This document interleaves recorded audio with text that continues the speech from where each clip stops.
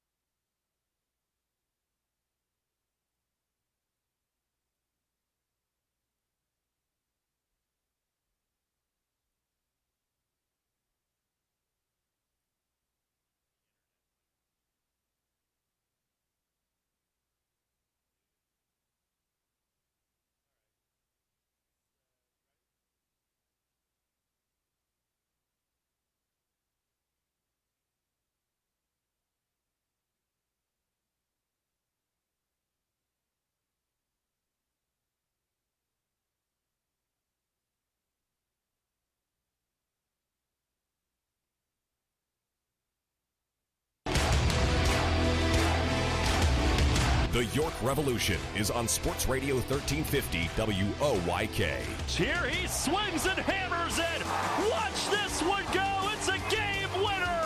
Revs Baseball on WOYK is brought to you by People's Bank, Wellspan Sports Medicine, Maple Donuts, Broadway Transmission, Flying Feet, Dasher Investment Services, the law offices of Griffith, Strickler, Lerman, Solomus, and Calkins, York Mitsubishi, Heritage Lawn and Landscape Care, York Dental Sleep Therapy, Mad Dash, Pennsylvania Lottery, Neighborhood Family Markets, PSECU, Kona Ice, Smith, Mayer and Little, Commonwealth Connections Academy, Downtown Inc., and United Way of York County. Swing and a deep drive to right field. Watch this one go. He fires. Game over. Base hit. It's a fair ball. Swing and a miss. He struck him out. He slides. He's in. Revs win it. Now Now with today's York Revolution pregame show, here's Will DeBoer. At People's Bank Park in York, Pennsylvania, it's the York Revolution and the Somerset Patriots in Memorial Day weekend Atlantic League action. Well, the Revs are coming off a sweep of the Blue Crabs, and now they face the only team that has swept them this season, the defending champions. But it's a very different Patriots team than we are used to seeing. Under siege right now after such a hot start, and the Revs will try and jump all over them and add some fuel to the fire. Hello everybody, Will DeBoer with you high above the surface on a brilliant, warm Friday night here in York, Pennsylvania. It's a hot promotion with that Vonnie Grimes bobblehead giveaway, and it's a hot, hot night. Weather officially in the high 80s, 93 on the stadium thermometer. Whatever, now how you slice it, it is hot, and so are these Revs, coming in at 20-14 tied atop the Freedom Division with the Sugarland Skeeters, looking to come back and have a really great series against a team that has given them some trouble in the past, and, well, they've given everybody some trouble. Somerset Patriots, six-time league champions, the defending champions after having beaten Southern Maryland last year. They come in here also with a record of 20-14, although if you see where they had been at 13-0 to start the season, you'll look at 20-14 and say, what happened? Indeed, they have lost 14 of their last 20 games, including a 3-game sweep at the hands of the Sugarland Skeeters earlier this week. Patriots, not much of a personnel change. Don't know what it is, perhaps something in the water up in New Jersey. Whatever the case, Patriots find themselves in second in the Liberty Division, a half game back of Long Island. They'll try and make up some distance with the Ducks over the extended weekend, and the Revs will try and stop them from doing just that. If there's a metaphor to be had here, it's that the Marquis de Lafayette came to York, Pennsylvania all those years ago so that George Washington and his Patriots could have a fighting chance. Well, we gave the Lafayette bobbleheads away 2 weeks ago, and there are none left in the house, so the Patriots are out of luck right there. They'll have to do it on their own merit. Starting pitching a matchup tonight, Tony Pena getting his third nod on the hill to open the game. 8th appearance overall. Overall, he's 3-0 with a 3.43 ERA. As a starter, 1-0 with an ERA of 4. He is coming off of a win at New Britain last Saturday night. Gave up 2 runs on 4 hits and 5 innings of work. So he's only been able to go 4 and 5 innings in his starts. By that metric, he'll go 6 tonight, so he's just getting stronger, and really that's what the Revs need, is strong performances from their starters like they had out of James Simmons yesterday and Jorge Martinez earlier in the week. For Somerset, they will go with one of the top lefties in the league, the Cheyenne, Wyoming product, Jeremy Horst. 6'3", lefty, 30 years old. He is 2-0 with a 2.72 ERA. That ERA puts him in the top 10 in the Atlantic League. He is coming off of a no decision against the Long Island Ducks last Saturday night, where he gave up 4 runs in 5 innings of work. Uncharacteristic for him. Former Major League will try and get back on track right here, and he'll have to do it against the heavily right-handed lineup of the York Revolution. So that should be quite the showdown right there. We're going to go to a commercial break right now. When we come back, I had the chance to speak to Michael Rocket, the Mr. Everything for the Revs, who's getting a more regular look in left field in lieu of Jason Repko's injury. And then after that, the Broadway Transmission Manager's Report. Darrell Henry talks to Mark Mason as the Revs and the Patriots prepare to do battle. What could be more American than the Revolution and the Patriots on Memorial Day weekend? Nothing, that's what, and you're about to listen to it right here on the WOYK Revs pregame show.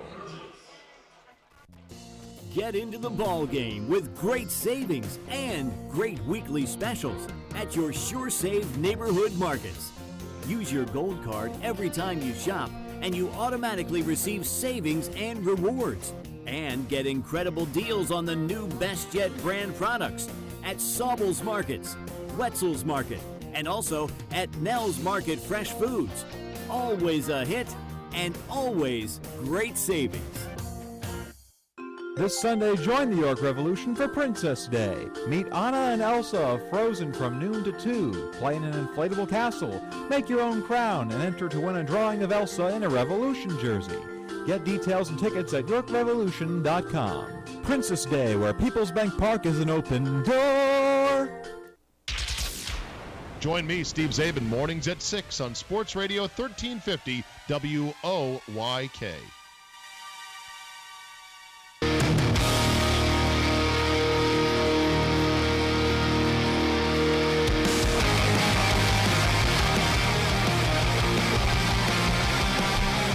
Welcome back to WOYK Revs pregame show. York and Somerset set to do battle in about 15 minutes.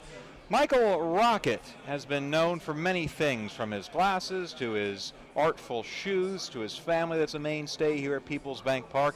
I had the chance to speak to him during the pregame after batting practice, and this is what he had to say about all those topics and more. We're talking with Michael Rocket, Mr. Everything for the Revs, most recently a left fielder in Jason Repko's stead. Michael, when Jason went down there and you got really regular playing time during the last series, how did you approach that and how did you get yourself fired up for that? Pretty much the same way I've gone about every game this season. I mean, I'm always ready to play. Only sat out a couple games, so I mean, my routine's been pretty much the same all year. Just go out and do what I know I can do. You've been hitting particularly well over the last 10 games that you've played. What has worked for you so well during that stretch? I've been working a lot with pounds and polo in the cage. Early work, just working on staying back and getting my timing down early so I can work slower to the ball instead of just late fast. It's just been nice and easy, and then go. So it's made a big improvement on the way I've been recognizing pitches lately. You've been taken to wearing regular glasses during games as well. Is that helping a lot? Yeah, for some reason, it's just at this field, but it seems like my sight and what I'm seeing physically is not adding up. So once I put the glasses on, everything's right there, where it seems to be at every other park. I can't explain it. I don't know. I sound crazy, but whatever works, right? Whatever works. Makes you look very dignified. Hey, I'll take it. As long as I'm getting hits, I don't care what it looks like. Now you got the glasses on your head and the fancy shoes on your feet. We always see you painting your spikes before the game, and you've actually started a business of that variety. Can you tell us about that? Yeah, actually, the ones that I've been wearing, I didn't even do. My daughter made them for me, and she's seen me work on it, and it's just, she's been bugging me, and then she ended up doing them. I was like, all right, I'll make those my home cleats this year. So, been doing that, but as far as like me doing it on the side, I started this off season and did a few pairs for a few guys I know, and they liked them, told their buddies, and it's just kind of snowballed from there. And right now I'm currently booked. We got orders coming in left and right, and can't really keep up with the demand of it right now. So. Well, they'll have to wait until the off season, but we appreciate that you found the time for this and for the shoes. Oh yeah, I got time for everything. Seems like I've always got something going on. But baseball, family, I mean, jobs are the last thing in mind. I mean, I want to come out and have fun and enjoy my time here in York. My family's really excited to be here with me, and we're just looking forward to having a great summer and enjoying our time here. Not a lot of guys have their family who are regulars at the ballpark. Can you talk about that experience, about coming out there and playing for them every day? Yeah, it's been awesome. I mean, in 8 years of pro ball, this is the first time they've actually gotten to travel with me and kind of live the lifestyle of what I've been doing, and it's been fun. I mean, I get to have my daughter out with me before pregame, stretching, running, throwing, stuff like that, and it's really great quality time that you really can't get in any other job. So, I mean, it's a lot of fun, and most importantly, they're enjoying it as much as I am. And as long as that's the case, then it's really easy to do. Just don't sign with the Chicago White Sox now, all right? You got it. Now we've got Somerset in town for a 4-game series. You guys lost 3 games up in New Jersey at the very beginning of this year here. What sort of motivation do you draw from that, and what adjustments have you guys made to face the Patriots now? I feel like early on we were still trying to figure out a lot of stuff, especially at the plate. You know, early on in the season, hitters are really never where the pitchers are. And Somerset always has a good staff. But I feel like guys have really started coming out of their shell at the plate, and now we're one of the lineups that a lot of guys really get timid when they go to face us. So, I mean, we definitely need to give them a little bit of a payback for what they did sweeping us, but I think we're ready to go, and we know the guys, and we know what we can do as well. So, All right, Michael, thanks. Good luck tonight. appreciate it. Thanks for having me. That was Michael Rocket. He is batting second and playing left field for the Revolution tonight. Now, he was plugged into the 2-hole in place of Jason Repko, went on the disabled list today with hamstring soreness. Although he's there, Michael Rocket is hitting number 2 tonight, not just because of that, but because of a hot streak that he's on right now. Over his last 9 games, Michael's hitting .367 with a home run and 2 RBIs. That home run was his first of the year. It came during the Revs' record 7-run comeback over Southern Maryland on Wednesday night. Whether or not he has more in him, we shall see in just a few minutes. We're going to take one more commercial break. When we come back, the Broadway Transmission Managers Report. Darryl talks to Mace as the Revs and Patriots prepare to open this 4-game Memorial Day set. So stick with us here on this fine radio program. This is the WOYK Revs pregame show. The Steve Zabin Show. Brian Williams has taken a leave of absence. And I'm not sure about you, Scott, but I've had just about enough Brian Williams remembers themes on Twitter. Photoshops, snarky jokes, reporting from the Hindenburg, the Alamo, etc. They're out there. Yep. Waking up America like no one else. Now they're digging into his reporting from things like Hurricane Katrina. Yes, where he saw where he bodies. reported seeing a body floating past his hotel in the French Quarter. Don't get me started on Katrina. That is one of the greatest media debacles ever. The stuff that was reported as fact that turned out to be not just untrue, but flat-out fabrications. Brian Williams saying, I saw a body floating down Bourbon Street. That was like the least of the lies. Steve Zabin, mornings at 6 on Sports Radio 1350 WOYK. First in York, first in sports. The York Revolution celebrate their 10th anniversary with 20 giveaways and entertainment all season long. On Friday, June 3rd, the Memorial Hospital Celebrate York series continues with the Chris Dolman bobblehead. On Saturday, June 3rd, it's another spectacular Inside the Park fireworks display. And every Sunday includes an autograph session, Catch on the Field, and Kids Run the Bases presented by Commonwealth Charter Academy. Plus, Dollar Hot Dog Days presented by Hatfield Quality Meats. Get your tickets at YorkRevolution.com. Hi, this is Dan Patrick. Join me weekday mornings at 9 on Sports Radio 1350 WOYK.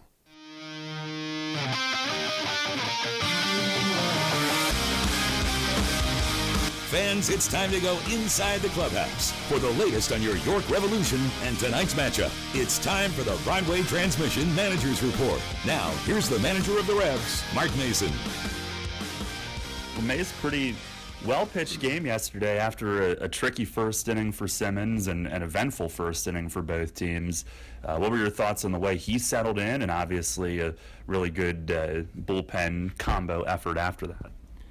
Yeah, James was just a little bit off in the first inning, and I think he left some balls up a little bit more than he normally does. I thought his arm slot was a little lower in the first inning. Fletch and I were talking about that, so I think the ball might have been a little flatter.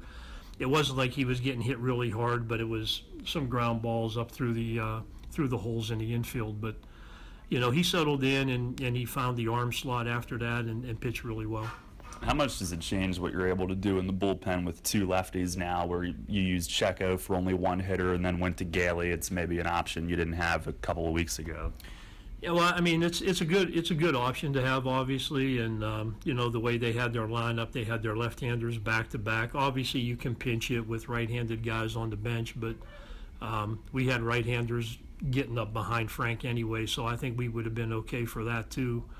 It's good to have some left-on-left matchups, and Frank's a bulldog out there, so he's going to go after everybody, and sometimes you're not always successful, but he did a great job. I think he was like 3-1 on the one hitter and ended up getting him out, and and then he got the next guy. So I know it's a little crazy when you bring in a guy for one hitter and you get a strikeout and you pull him, but there are certain matchups that you don't like with right-handers and left-handers, and sometimes you just try to take the safe route and hope it works.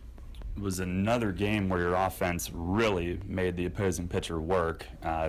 Is that even more important now with it being hot? I mean, I guess you want to do that all the time, but do you see opposing guys start to get a little more fatigued with the heat that's suddenly come up if they're out there for that long? Well, I think that's definitely a factor. When it's hot, that affects everybody, obviously. But I just think our approach is better at home. On the road, we've seen some good games, but sometimes we get in a funk on the road for whatever reason. But here, I think the guys really enjoy hitting here. They say they can see the ball really well.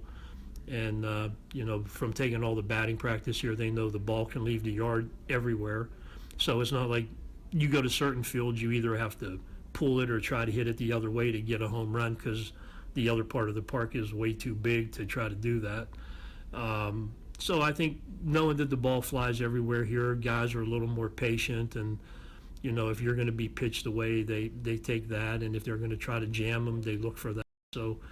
So far, it's been a good formula during this homestand, and hopefully we can keep it going. This is a good pitching staff that we're facing here that Somerset has, so they handled us pretty well at their place. We had a lot of low-scoring games over there, so we'll see what happens the next 4 days.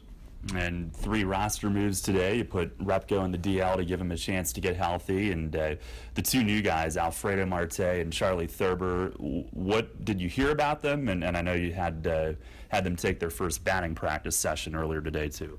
Well, I mean, I'm glad to say both guys with a lot of pop. We saw a lot of balls leave the yard today during batting practice from both of those guys. Obviously, Marte was in the big leagues the last 3 years. We know he can play corner outfield. He used to play center field, but it's been a couple years. But I think he's a big addition for us. And Charlie Thurber, a double-A guy, almost a 40-man call-up last year. A lot of power, can run well.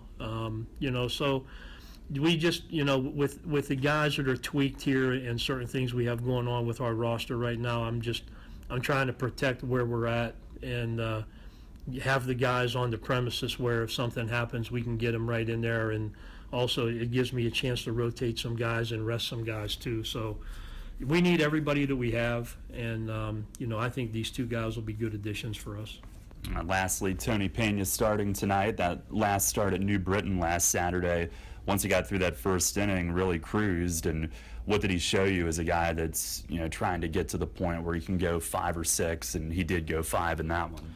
Yeah, he went 5, and New Britain's mound is a little flatter than most of the mounds in this league, and I think for all the pitchers, not only Tony, that's an adjustment.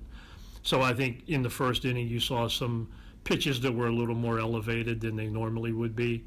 And then, to his credit, he made a good adjustment after that and was able to get the ball down and get that sinking 2-plane movement that, that all pitchers need to be successful. So I think here our mounds are a little higher. And, hopefully that'll help him get the ball down right away and get us some ground balls and some swings and misses. I like all that. And hopefully he can get out there for at least 5 innings or beyond today.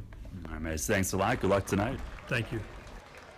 Darryl Henry with Mark Mason, your Broadway Transmission Managers Report. The Revs have taken the field in their smart-looking blue Friday night jerseys with the names of every former York Revolution player superimposed on those jerseys. They've got the alternate 10-year anniversary caps as well, and now they're being joined by a gaggle of little leaguers who are joining them at their respective positions.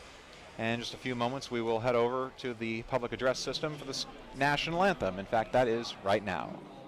And help us welcome Chelsea Sorrells for the singing of our national anthem.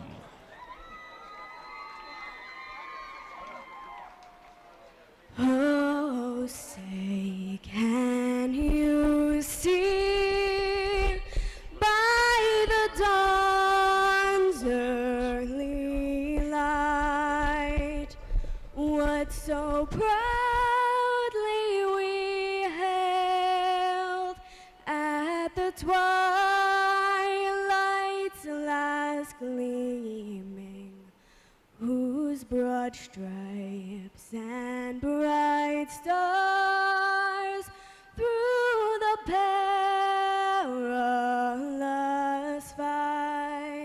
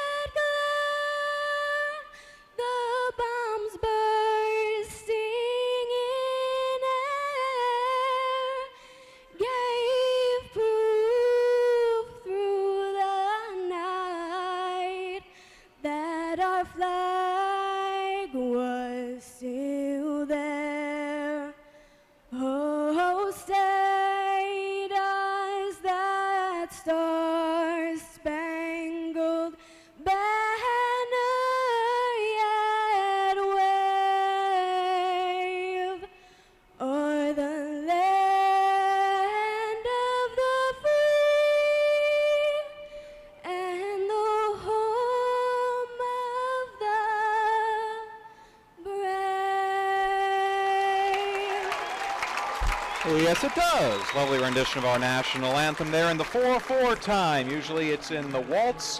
Whitney Houston popularized the 4/4 time, and you just heard a fine rendition from Miss Sorrells tonight. Starting the lineup, brought to you by Flying Feet. This is the lineup for Brett Jody's defending Atlantic League champion Somerset Patriots. Michael Jones is on a 7-game hitting streak leading off. He's the shortstop. Aaron Eggleston is in left field batting second. Eric Ferris, one of the top hitters in the league, is batting third at second base. Brian LaHare DHing and batting cleanup. Brad Snyder in right field. Matt Fields at first base. Carlos Guzman at third base. Trayvon Robinson in center field, and Jovan Gonzalez doing the catching duties. On the hill tonight for Somerset, the left-hander from Wyoming, Jeremy Horst. This is from Mark Mason's York Revolution. Isaiah Tejeda back in the lineup. He's leading off and catching. Second leading hitter in the Atlantic League with a .349 average. Michael Rocket in left field batting second. Joel Guzman, the third baseman, is batting third. So two guys, Guzman, both playing third base tonight. Telvin Nash, the undisputed leading slugger in the league, is batting cleanup as he always does and playing first base. Michael Burgess out in right field batting fifth. Andres Perez, Mr. Everything in the York hitting record books, is batting sixth and DHing tonight. Brian Pounds at second base, Josh Wilson at short, and James Simmons out in center field. And they'll try and put runs on the board for the man warming up on the mound right now, Tony Pena. Pena in his 15th season of professional baseball, former major leaguer, the all-time leader in the Diamondbacks major league history in holds, now trying to make it back to the majors as a starting pitcher. And Pena has finished his warm-up tosses. Tejeda has made the throw to second base. And as Michael Jones walks up to the box to try and extend his hitting streak to 8 games, we turn it over for the first pitch, brought to you by Dasher Investment Services, to Darrell Henry, the voice of the Revolution. All right, Will, thank you very much. And a warm evening here at People's Bank Park, to say the least. Big crowd has settled in here in this Celebrate York Friday presented by Memorial Hospital. Michael Jones to lead off for the first time for Somerset. Pena will go from the stretch. The Dasher Investment Services first pitch is right over the plate for ball one. So get comfy tonight. 6:35 our start time. 93 on that stadium board. Here's the 0-1 to Jones, and it misses down and away. He's on a 7-game hitting streak, batting .520. He's raised his average from 194 to 287, so they'll try him leading off tonight, trying to jumpstart their team. Right-hand hitter. And the 2-0 from Pena is on the inside corner, a called strike. Derek Moshe with the balls and strikes tonight. Joe Del Balso at first. Carlos Dano is down at third base. And the sun hidden by a cloud at the moment as Pena deals, and a swing and a chop foul past Glenn Barker coaching at third. First-year coach on the Patriots staff, replacing Shane Spencer. 2 balls and 2 strikes. Jones has played 4 defensive positions for Somerset this year. He's in there at shortstop tonight. He's played third base, center field, and left. Pena to the belt, he kicks, fires, and a slider, strike 3 called. Comes back to get him, starts the game with a K. He was behind 2-0 and threw the next 3 for strikes. Over the first base coach's box for the Patriots, you got Fox Bear. He's the 6th-year volunteer first base coach for the Patriots. Mainstay around the minor league organizations in Washington and Philadelphia as well. Here's Aaron Eggleston with 1 man down. Eggleston hitting at .272 with 3 homers, 13 ribbies. Pitch from Pena is a smidge high. Pena's given up 2 runs in each of his first 2 starts. His first start against Sugar Land, he went 4 and was touched a little bit at the end. Last time he went 5, was touched early, but nothing after the first as he fires a strike in at the knees. Patriots in their road grays, and as Will mentioned, the Revs in those sharp Friday night alternate 10th year anniversary navy tops. Also have the 10-year anniversary hats tonight, navy in front, gold around the back. As far as alternate uniforms go, these are really beautiful. Here's the 1-1. And a chopper, 1 big hop to Nash at first, and against the line, he'll spear it, steps on the bag, 2 down. One big hop, and it went all the way down to Nash at first base. Nash had some difficulty with the glove about a week and a half ago, committing errors in 3 straight games, but ever since that Lancaster series, he has been virtually a lock over at first base. Made a couple of nice plays, and right there, getting out on the line to step on the bag. Online. Okay, Vince. Here's Eric Ferris with 2 down. Ferris 5th in the league in batting at .323. He's got a hit in 14 of his last 15. Pitch from Pena is up a little bit. Patriots really have the same team, but after the 13-0 start, 7-14 since, this is the first day that they've not been in first place. Half a game back. Pitch to Ferris is over for a strike. They were up by as many as 6 full games. Now half a game behind Long Island, who's gone to 20-13 after their own dreadful start, 1-6. They are 19-7 since. Pitch to Ferris is swung on and missed. Good changeup and a foul tip squeezed. And if there's one team that Somerset does not want to be looking up at, it's Long Island. Those two teams have a long history of, acrimony between each other. And we'll see now if Somerset plays angry, trying to retake first place from Long Island. Pitch from Pena, called third strike, fastball nailed the outside corner. He marches off the mound, he knew it, and a 1-2-3 first inning to start the night. At the end of a half, it's the Patriots nothing, the Revs coming up. Hey sports fans, great news. Now you can listen to Sports Radio 1350 anywhere with the new WOYK mobile apps. Stranded in Siberia? No problem. Kidnapped by wolves? It's not as bad as you may think. Wherever you are, WOYK is with you on the brand new mobile apps. York's only local sports station just went mobile and global. Sports Radio 1350 WOYK. First in York, first in sports. The War of the Roses is the grittiest Revolution battle since Bunker Hill, and in 2016, it's bigger than ever. Sponsored by PNC Bank, the 20-game series between York and Lancaster now has unique on-field hats that will be worn exclusively during these contests. Pick up the ticket plan that nets you all 10 home games against the Barnstormers and receive a replica of the York War of the Roses hat. Be on site each and every time the Revs take on their Cross River rivals. Enlist today at 801-HITS or in person at the Apple Chevrolet ticket office. What's up, y'all? This is the Dan Patrick Show. And you're listening to the best. Oh, okay. Mattingly and the Dodgers realized it wasn't working out. Nobody wants to say somebody was fired. Nobody wants to say somebody was resigned. Now, I know it's semantics here. Mattingly's gone and the Dodgers move on. I do think it's best for both because I think with new management, they want their guy. They want a sabermetrics and analytics guy. Mattingly was not that guy. Dan Patrick. Don't be a hater. Mornings at 9 on Sports Radio 1350 WOYK. Your teams all the time. York's only place for local sports. Sports Radio 1350 WOYK.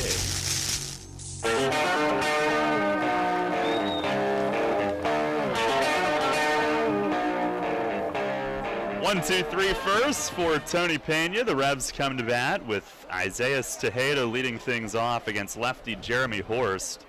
They saw in spring training, but not in that first series. And the lefty pours a strike across. Tejeda coming in and hitting at .349, second in the league.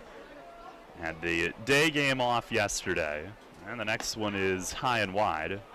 Steve Lombardozzi at .377. Tejeda only looking up at him on the league leaderboard for batting average. 1-1, and he swings and fouls it back. There for a while they were using him in the outfield to keep his bat in the lineup, but he's done such a good job behind the plate that he's gotten far more starts at catcher here lately as well. The Revs are just loaded at that position. And Tejeda's the total package. Pitch from Horst, a check swing on a high fastball, and they ring him up on the appeal down at first base. The Horst, who really was dominant when we saw him in spring training for what that's worth, he begins tonight with a strikeout here. Comes in overall 2-0, a 2.73 ERA, tied for 7th in the league through his 6 starts.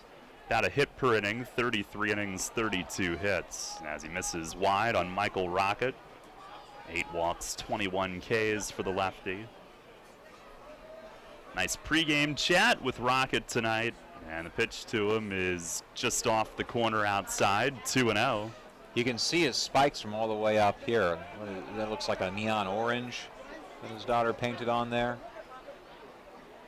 I like it. 2-0. And a called strike. Fastball down and away. Goes nicely with the blue jerseys. A lot of color being shown off tonight. What was your reaction when you first heard that Little Rocket was also named Peyton? Thought it was great. It was a swing and a miss on a high fastball, 2-2. I had to tell him that our daughters have the same name, and his daughter about a year older than mine. It's been neat to see him have this experience as he swings and bounces one over the mound. Charging up the middle is Ferris from second, and his throw not handled by Fields. Ferris had to rush it, a high chopper. He cut it off in front of second and fired against his body at first, and Fields couldn't hang on to it. Rocket was close to beating it anyway. They're calling that an error on the second baseman, Daryl. The error will go to Ferris. Ah, there it is. It's the You Tried star. Here's Joel Guzman. I think they're going to take a second look at that on replay because he might have beaten it. Here's Joel, who's hitting at 302. And first pitch from Horst is up high. Yeah, it's fun to watch Rocket have that experience, to have his wife and daughter with him for the first time. He had played in Sugar Land, so tough to get on flights all the time. As the pitch misses high, a snap throw to first, and Rocket's back standing. On second look, he would not have beaten that, so the error will stand on Ferris. Revs and Patriots now tied with 35 errors, most in the league. You hardly ever see that from Somerset. Pitch to Guzman is swung on and driven to straightaway center. Trayvon Robinson back, out of room, it's gone! It clears the batter's eye in straightaway center. Joel Guzman with a 2-run homer to the deepest part of the park. And the Revs in front in the first inning tonight. It's 2-0. Mark Mason's eyes lit up when he found out that Somerset would be throwing 3 left-handed starters in this 4-game series. I think they're lighting up even more. Man, did he get a hold of that one. You weren't kidding, that's the deepest part of the ballpark. It's the tallest part of the fence as well. No one hits balls over that fence. He did. In our history, we might have more on the clubhouse roof than we do that have cleared that fence. And just a nice, easy swing, and it took off like a rocket. Here's Talvin Nash, who takes a little bit high. So Joel with his 6th, the Revs with their 38th, and we dug up the note yesterday. Last year, it took 65 games for them to get to 37. As Nash swings and misses, and I think it was actually the 65th game that they also hit their 38th last year, but they've done it in 35 games this season. And the pitch to Nash is a generous outside strike. Even more than that, though, after the first week, they've now hit 35 in their last 26 games. It's an incredible pace. Horst always from the stretch deals, and Nash swings and pops a foul back and out of play. And the Revs came in tonight 9 more than the next closest team, Sugar Land, who's got 28. And Talvin yesterday, had it been straight down the middle of the field, he would have cleared that batter's eye. He parked one to the back of the playground as he swings and misses. Horst got him down low, and a strikeout for out number 2. That's some big boys in this lineup. Oh, boy. I mean, you look at that heart of the order, the 3 through the 6 guys, even the 7 guys. You look at that and you say, where's your break? You've got Guzman. After him, you got Nash. Oh, after Nash, no, you got Michael Burgess is up now. And then behind him is all-time leader in every offensive category, Andres Perez. And then Brian Pound's a clutch hitter, hitting 7th. Here's Michael Burgess, the former Patriot who takes high on a breaking ball. I tell you, Darryl, if this lineup sticks together for a long duration of the season, Revs have a very good shot. Oh, here's a swing and a miss on a fastball. Burgess, 8 RBIs his first 3 home games. He comes in at .308 with 3 homers, 3 doubles, 10 driven in 7 games. Pitch from Horst is right there for a strike, 1-2. Now, Horst was not with Somerset last year. He's not facing a former teammate. In fact, the Patriots, despite winning it all, have had a ton of turnover, but Burgess facing his old team. And he lays off a ball in the dirt, 2-2. Against lefties, he's gone 3 for 6 with a homer. And by the way, Mike Bollinger, our winner on our Heritage Lawn and Landscape Care home run contest. Mike Bollinger, or Bollinger, you know who you are. Congratulations. You can stop by the Apple Chevrolet ticket office at your convenience. Prize pack, figuratively, has your name on it. It's got some good stuff in there. Gift card, shirt, tickets. Now Horst the 2-2, and a swing and a high fly ball in left. Eggleston creeping in under this one. He'll wait and makes the catch to end the inning. But the Revs with yet another powerful start. And tonight it's Joel Guzman, a 2-run homer straight down the middle. 2 runs on 1 hit, 1 error, nobody left. We go to the second, it's 2-0 York. Broadway Transmission? I don't know how they do it. We've been in business for 60 years at the same location. I don't know how they do it. It's our long-term nationwide warranties. Oh, and don't forget our online appointment scheduling. I still don't know how they do it. They towed in my van at no cost with my repair. It's our ATRA certified technicians. Don't forget the good-looking genius in the office. Come on, man. I know they helped me with financing. Still, with my bad credit, I don't know how they do it. I did my research and felt comfortable that Broadway is a AAA approved specialty repair shop. I showed my AAA card and saved some hard-earned cash. I was happy to get a $100 rebate in the mail after the job was done. I sure don't know how they do it, but I do know they get it done, and they get it done right. Broadway Transmission. We'll get your shift together and back on the road fast. Check us out on the web at BroadwayTrans.com or stop in and see how it's done. Hey Revs fans, want to get in the game? You can throw out an honorary first pitch this season by bringing a group to People's Bank Park. Select groups who reserve tickets in the month of May will receive a first pitch courtesy of Bell Socialization Services with support from Adheson's Research. For information, call Reed Gunderson at 717-801-4498. Celebrating its 50th anniversary this year, Bell provides housing supports and living skills training to more than 1,400 people every year here in South Central PA through its mental health, intellectual disability, and homeless service programs. Bell Socialization Services, empowering lives every day. All about local sports. Sports Radio 1350 WOIK.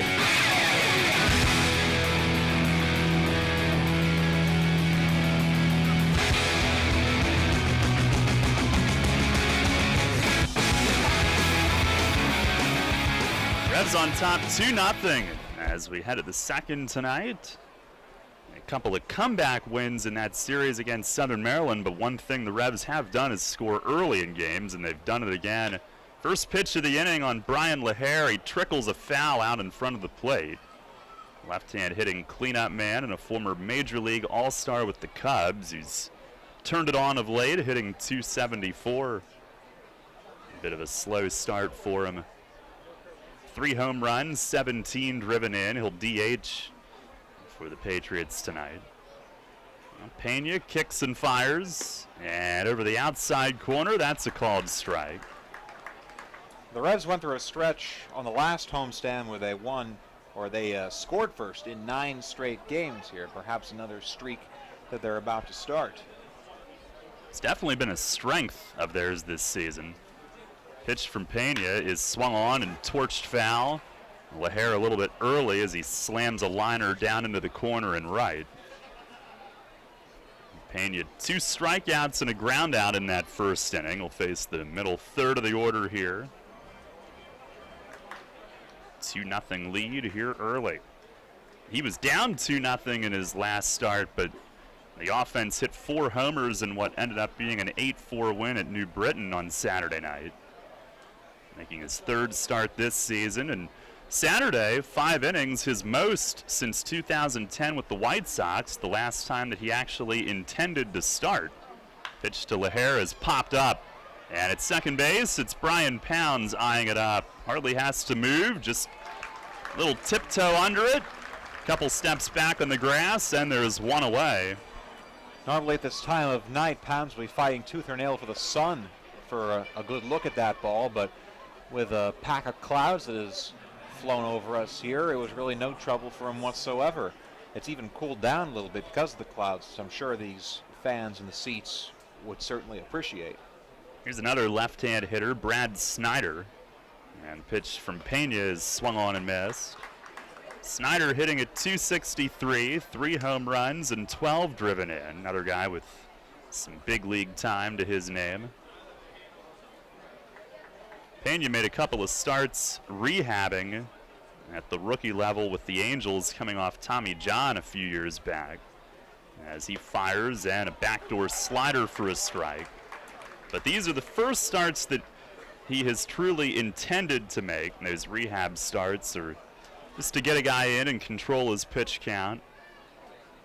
His first real full-time starting nod since that second season that he spent in the majors with Chicago. He deals, and a slider breaks down low.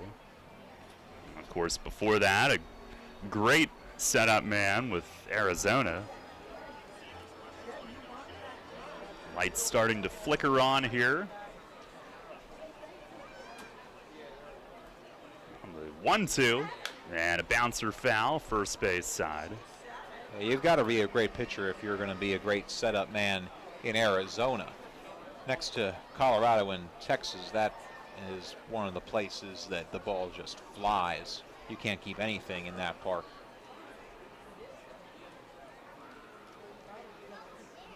He and Micah Owings teammates together there. NL West champs in 07. They were both big parts of that as Pena steps off. That was a fine team. They just ran up against that Rocktober machine for Colorado.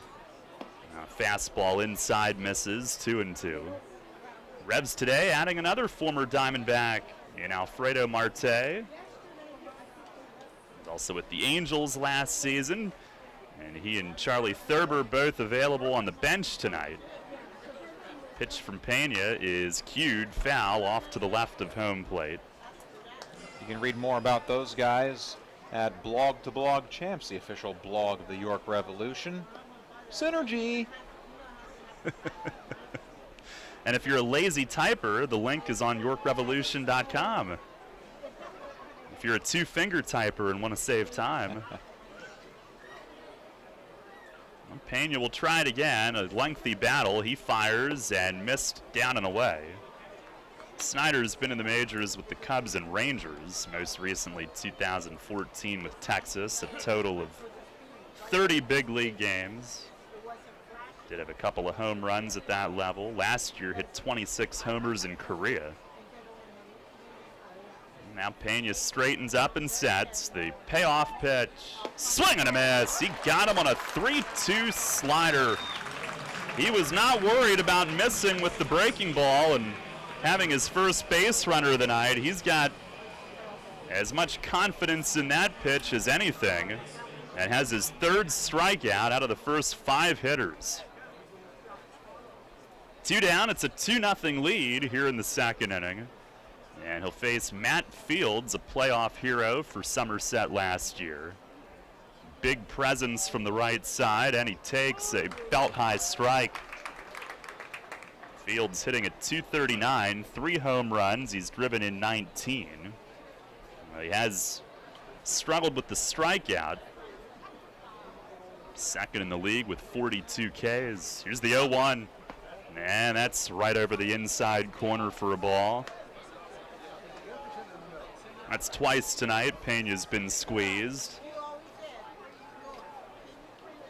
I hear some disgruntledness, if that's a word, from around the stadium. Just made it one if it's not. There's a slider for a called strike, and he's ahead 1-2. There are so many other good, already existing words that people could use. They don't have to go out and make up words. Well, more of a matter of how difficult English is. Well, even as speaking as a broadcaster, English can turn Archie Bunkers into all of us. 1-2, and a swing and a miss. A high, hard one at 91. Pena's got that in the arsenal, too, and he has struck out 4 through 2 innings. 6 batters faced, 4 whiffs. We go to the bottom of the second. Revs lead it 2-0. It's the angles, the ball skills, the corner kicks. It's knowing how to shield a defender off the ball. It's knowing how to make a wall pass. It's knowing how to curl the ball, how to chip it, how to trap it, how to launch it, how to finish it. It's soccer, and nobody knows that better than Flying Feet sports shoes. Flying Feet. Suit up for soccer at Flying Feet, where players new to the game find everything they need, and collegiate-level players find all that and more. Soccer shoes for men, women, and children from the names that know the game. Adidas, Diadora, Lotto, and Nike. Players choose Flying Feet to get the right shoe at the right price, plus a huge selection of soccer socks, soccer shorts, shin guards, and sports bags. Even referees get the nod at Flying Feet, where refs come for all their gear. Individual players, entire teams, if it's soccer, it's Flying Feet sports shoes, the sportswear specialty store without specialty store prices. Flying Feet. 1511 Mount Rose Avenue, just off exit 18 of I-83, next to Battery Warehouse. Hi, this is Tom Dasher, president of Tom Dasher Investment Services. I specialize in retirement planning and strategies to meet individual personal goals. Whether you are looking for wealth accumulation or to maximize your retirement income. Oh, heck, this is sounding just like another commercial. Hey, listen, it's this simple. We use risk-free investment vehicles, whether you are looking to still build wealth accumulation or you want retirement income or a combination of both. It is all about getting your money parked in the place that will benefit you the most. If you want to do that, call me. My office number is 246-3879, or my mobile is 487-2096, or contact me at my new website at tomdasher.com. For local sports on your smartphone, search WOIK at the App Store.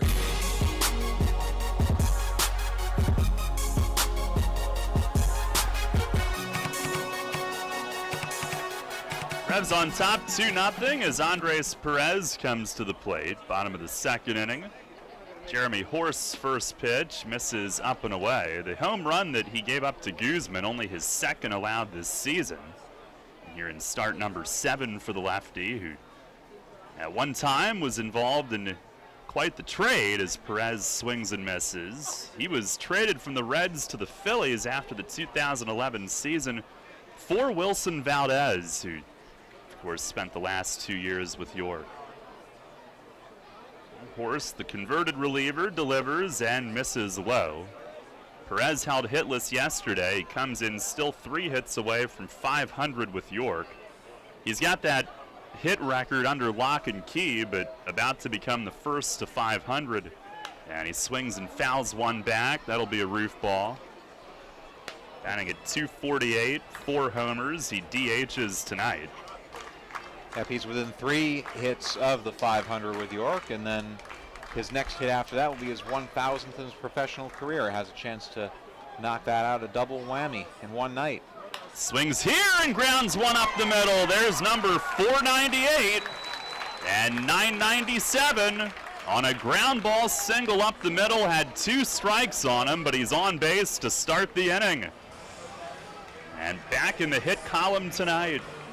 There was a time last year where it seemed like every other game he was setting one team record or another, and here he is again, where pretty soon back-to-back hits will both be very meaningful. Here's Brian Pounds starting at second tonight. Pitch from Horst is inside. Pounds hitting at .250 with 3 home runs and part of a trio of Revs with 19 ribbies entering tonight. Guzman now the leader in the clubhouse with 21. Nash with 19, Perez 18. As Horst misses high, and it's 2-0. So neither of them are leading the league, but they're right on the cusp of the top 5, and the balance of production, one of the things that's made this team so potent. Here's the 2-0, and a foul tip. Got a piece of Jovan Gonzalez on the way back. Somerset catcher. 2-1 on Pounds.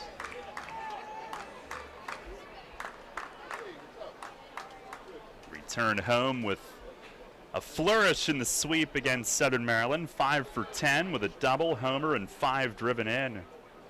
Pitch to him is swung on, line to left center field. Robinson on his horse, and he runs it down and lays out.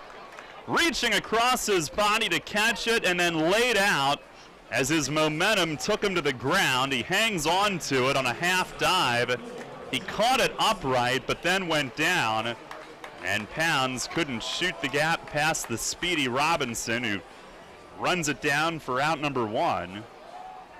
Perez will stay on at first. Another well-hit ball, though. Josh Wilson will dig in. Revs up 2-0 here in the second. 1 on, 1 out, and the pitch to Wilson is up high. Wilson hitting at 248 with 3 long balls. Led off for the Revs for the first time yesterday in the day game. He has thrived hitting in the 8-hole. 1-0 pitch, and that misses high. Back in the 8th spot this evening. Very versatile, very professional approach. Longtime big leaguer. He's talking to himself a little bit down there as he stands back in, and Horst to move over to first base. He's a guy that definitely knows what it takes to get himself ready.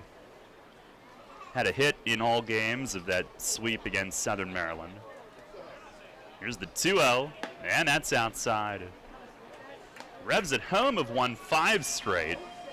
Their 13-4 home record is the league's best, and they're hitting an incredible .321 here at home, averaging 6.6 runs. Eye-popping as Wilson takes, and it's high. 4-pitch walk. Revs with 2 on and 1 out, and we'll pause for station identification. First in York, first in sports. Your only local sports station. The new Sports Radio 1350, WOYK, York, Pennsylvania. Patriot pitching coach Corey Dommel heading out for a visit here.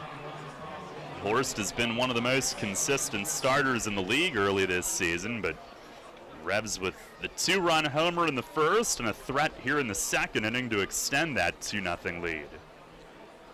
I think if Somerset wasn't in such a free fall, Darryl, we wouldn't be seeing Dommel so early in this game. But after losing 3 in a row to Sugar Land and losing out on first place for the first time all year, they're going to try and nip any sort of trouble in the bud before it can blossom any further. Overall, they've lost 9 of their last 12. One of the most incredible numbers. They've always been a very good home team. They started 11-1 there, but have lost 7 of their last 8 home games. Here's James Simmons, and a swing and a miss. First pitch fastball. Including yesterday, they had a day game themselves, the baseball and education. They drew 7,151 and still couldn't win. Are there even that many people in Bridgewater? Pitch to Simmons is a called strike, outer edge. Revs with nearly 5,000 yesterday. Simmons a big hit in yesterday's game, a double. Has hit safely in 6 straight. Well, Horst holds and deals, and he swings and fouls it away. The night before, in that 9-7 win, down 7-0. He hit the double that gave them the lead. 2-run double in the 6th. Couple hitters after Pounds had tied it. They went to almost the same spot in right center. Another 0-2, and he swings and drives one in left center. Eggleston on the run and can't get to it. Down for a hit. Perez had to hold. He's going to be sent around third. Relay is late, and it's 3-0. And James Simmons, another double. Eggleston came up just short in left center. It didn't quite make it to the fence, but good for extra bases. It's a 7-game hitting streak. And Simmons in at second, Wilson to third with another run home and a 3-0 lead. I think he got jammed on it just a bit, but muscled it fairly deep. Sign him up to box in a middleweight class there, because he fisted that ball, and it was all the way out in left center field. What strength. And now back to the top of the order. And Isaiah Tejeda, Patriots will bring the infield halfway in. First pitch is out off the plate away.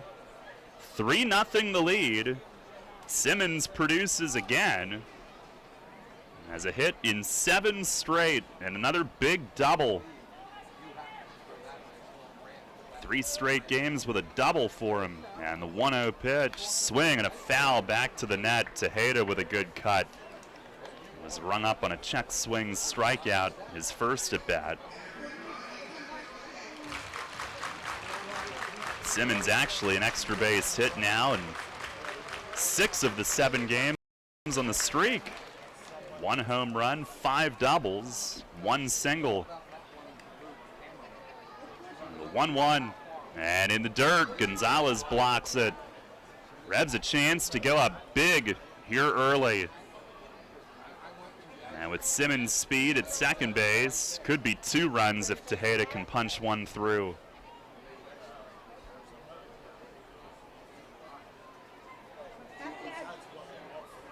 Revs have been scoring at an epic pace here at home.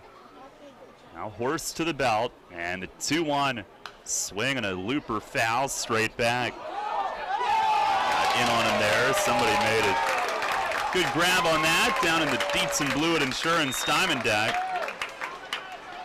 And it wasn't Josh Gordon who I played Little League with. It's the guy sitting next to him. Josh has no idea that I'm talking about him right now. Should it be expected that Josh wouldn't have caught that ball? I thought he would have been the one to catch it. Here's a swing and a pop-up foul right side. This will get out of play. I liked when he was hitting as my teammate and not against me. He was a strong kid. Now he's a phys ed teacher at Redline.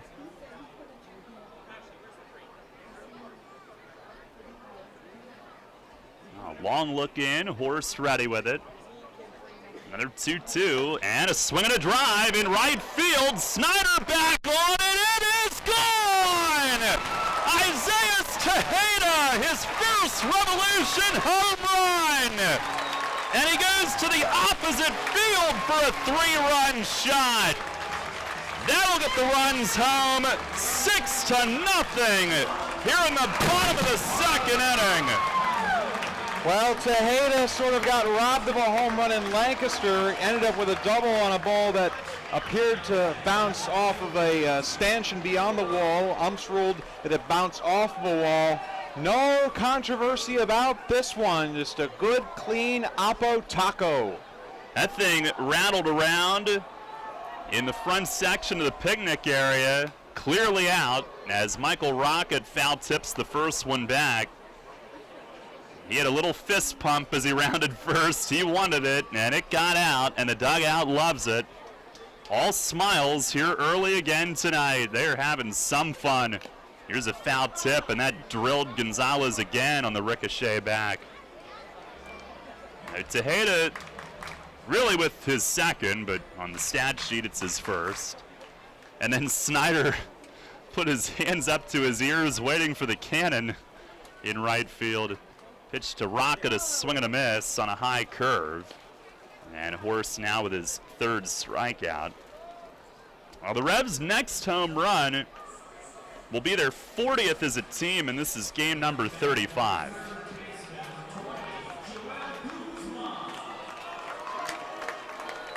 We were looking for a base hit through the drawn-in infield, and he ends up with a 3-run homer over the entire field.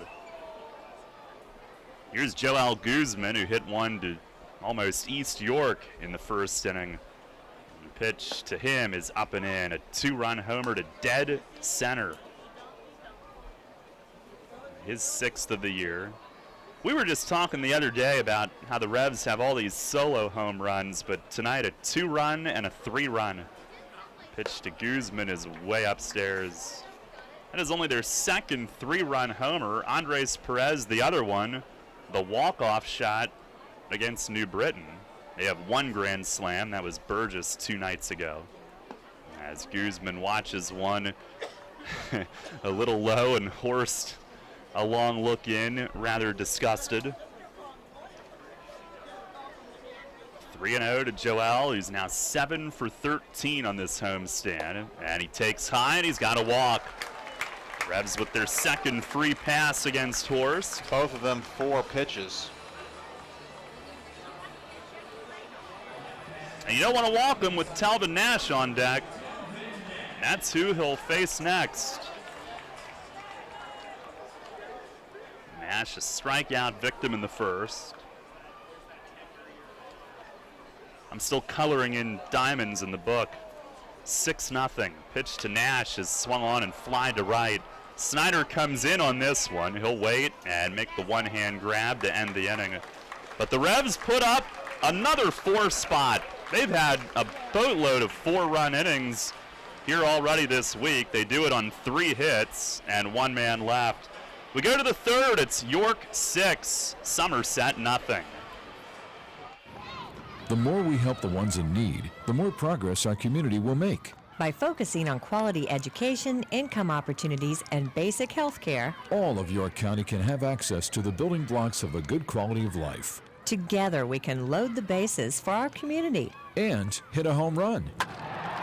Give generously to the 2016 United Way Community Fund. Find out more and give now at unitedway-york.org.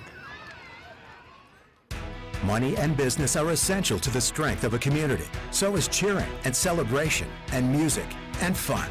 That's why York Revolution games, concerts, youth sports, special events, and more happen at a place called People's Bank Park.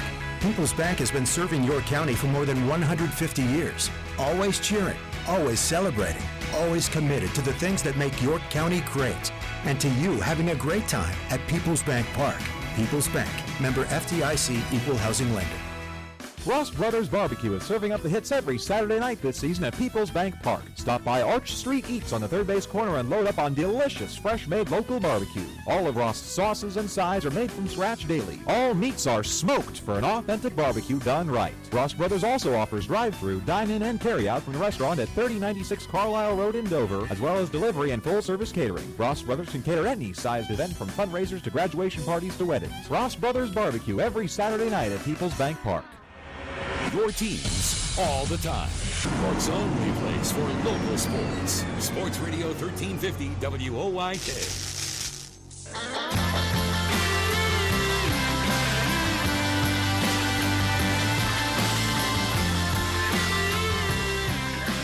Tony Pena with a 6-0 lead to work with as we head to the third tonight. And the other Guzman, Carlos, will lead off as he takes the first pitch strike. He may not like being referred to that way, but we have a nice history since he was here in 2011. Now the 0-1, and a swing and a foul back, third base side. Guzman, who was Joel's teammate in Camden last season, but they are not related. Carlos is from Brooklyn. Joel from the Dominican, now lives near Harrisburg in Duncannon, but no relation, but they were teammates last year, both starting at third base for their respective teams tonight, and Carlos will ask for time. Yeah, he wasn't with the Revs long in 2011, played 8 games for York, hit .233 in those 8 games. 0-2. And a swing, and he just got a piece. Rolls a foul toward the York dugout. One of his hits was a walk-off single, though, against Lancaster. And then he was in a game as a pitcher and hurt his arm, and it was kind of the end of his time in York. Ended up with the Road Warriors to finish that season. Has homered in 2 of his last 3 games. Pena fires and misses down by his back foot. Slow start. He was a big addition for them over the offseason. He's hitting only 194, but again, out of his 3 home runs, 2 of those 3 coming over the course of the last 3 days. Bottom third of the order for Somerset. There's the 1-2. And a swing and a ground ball poked to short. Wilson's got it, fires to first, and there's one away. Only the 3rd hitter to put the ball in play against Pena out of the first 7. He had strikeouts for 4 of his first 6 outs. 6-0 the lead, and here's our K-man tonight, Trayvon Robinson. He made a fine grab in the outfield, robbing Pounds last inning. But also, a couple of runs from him that have gone for naught. As Pena misses down and in, he could only watch Guzman's homer sail over the fence, and Eggleston and Robinson had Simmons double land right between the two. But he's been on the run a lot already tonight. At the plate, he's hitting .250. 3 homers. Pitch to him is wide for ball 2. Has struggled of late, hitting .194 the last 7. He had led off in every game that he had played until tonight. They're batting him 8th and trying Michael Jones in the leadoff spot. I wonder what effects that's got to have on his head, moving so far down so suddenly. 2-0, and a swing and a miss. He was trying to clobber one there and came up empty. He's a speed guy, but does have some pop. We mentioned 3 homers, and actually all 3 of those were pretty much right out of the gates this season. Well, they set up in the 2-1, and a slider missed just inside. Revs with 6 runs on 4 hits. 2 of them homers. They lead at 6-0 here in the 3rd inning. It's what's become a cloudy evening here in York, but warm, sunny all day. Now the 3-1. And a fastball just inside. First base runner of the night. And it didn't miss by much as Robinson fires the gear back toward his dugout. A 1-out walk from Pena, who coming into this one had only walked 3 in 18 1/3 innings and only 11 hits. Some whip action. Seriously. Speaking of whip action and whiplash, Somerset has got that reputation as the stolen base team in the league, and Robinson fits right in. He's got 4 already this year. Here's Jovan Gonzalez, their catcher, and Pena fires a strike to start him. He's been a speedster all his career, stole 43 bases with Inland Empire in the California League back in 2009. Somerset with 53. That's 13 more than the next closest team. Lancaster's got 40, and Pena will lob one over to first on Robinson. And there's always one team like that in every league. The one team that is just pesky like a gnat. A very speedy gnat that has a great sense of direction since it goes around the bases so constantly. The 0-1, and a swing and a drive foul the other way in right. It seems like year after year as that one crawls up over the picnic pavilion, right up one side of the roof and down the other. It seems like more often than not, Somerset is that team. The Revs fit that bill 2 years ago. And now, obviously, they are constructed much differently. They're the Oral Weaverall Ball Club of this league now. There's the 0-2. And a swing and a liner to right field, a base hit. Patriots with their first hit of the night as Burgess plays it on a hop.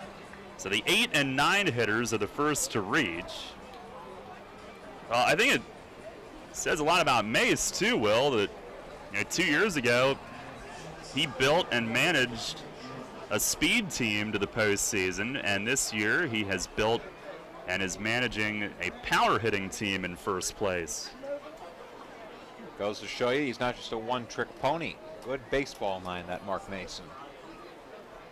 Here is Mike Jones back at the top of their order. Corners come in just in case.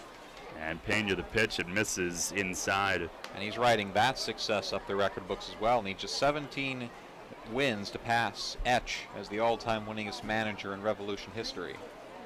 He's at 227 right now. Now Pena to the belt. Here's the 1-0. And a fastball just missed a little low. Struck out Jones looking to start the game. Revs up 6-0 here in the third. Patriots their first 2 base runners of the night here with 1 out. Pena's 44th pitch. A look back, he delivers it and missed high with a slider. And Tejeda a few steps out in front of the plate before tossing it back, trying to get his veteran to regain the command here, regain the focus. Last time out, he needed only 60 pitches to get through 5. His next one will be his 45th here with 1 out in the third. I'll look back, the 3-0, and he pumps a strike in. Jones was flinching, it was in on the corner. Jones, who leads the league in hit by pitches with 6. Ouch. Pena set. The kick, the 3-1, and a swing and a pop-up foul. This will make it back out of play. And a full count coming up.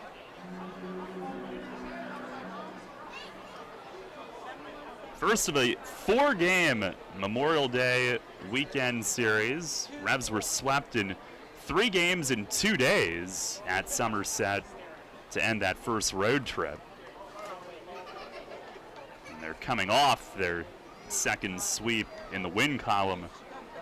Here's the payoff pitch. Swinging a rip at third under the glove of Joel, who came up on it. It'll crawl down the line, a run in to score as Robinson comes home. Gonzalez stops at second. Jones is on at first. And Somerset on the board 6-1. It was hit sharply but right at him. And he thought it was going to come up. He came up in anticipation, but it stayed low.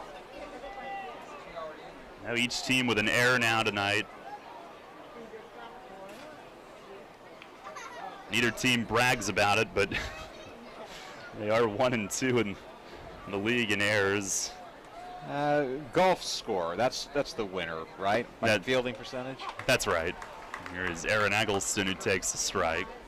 Well, the Revs have a comfortable lead right now, but they don't want Somerset to get back in this thing too quickly, lest they forget the tables they turned on Southern Maryland on Wednesday night.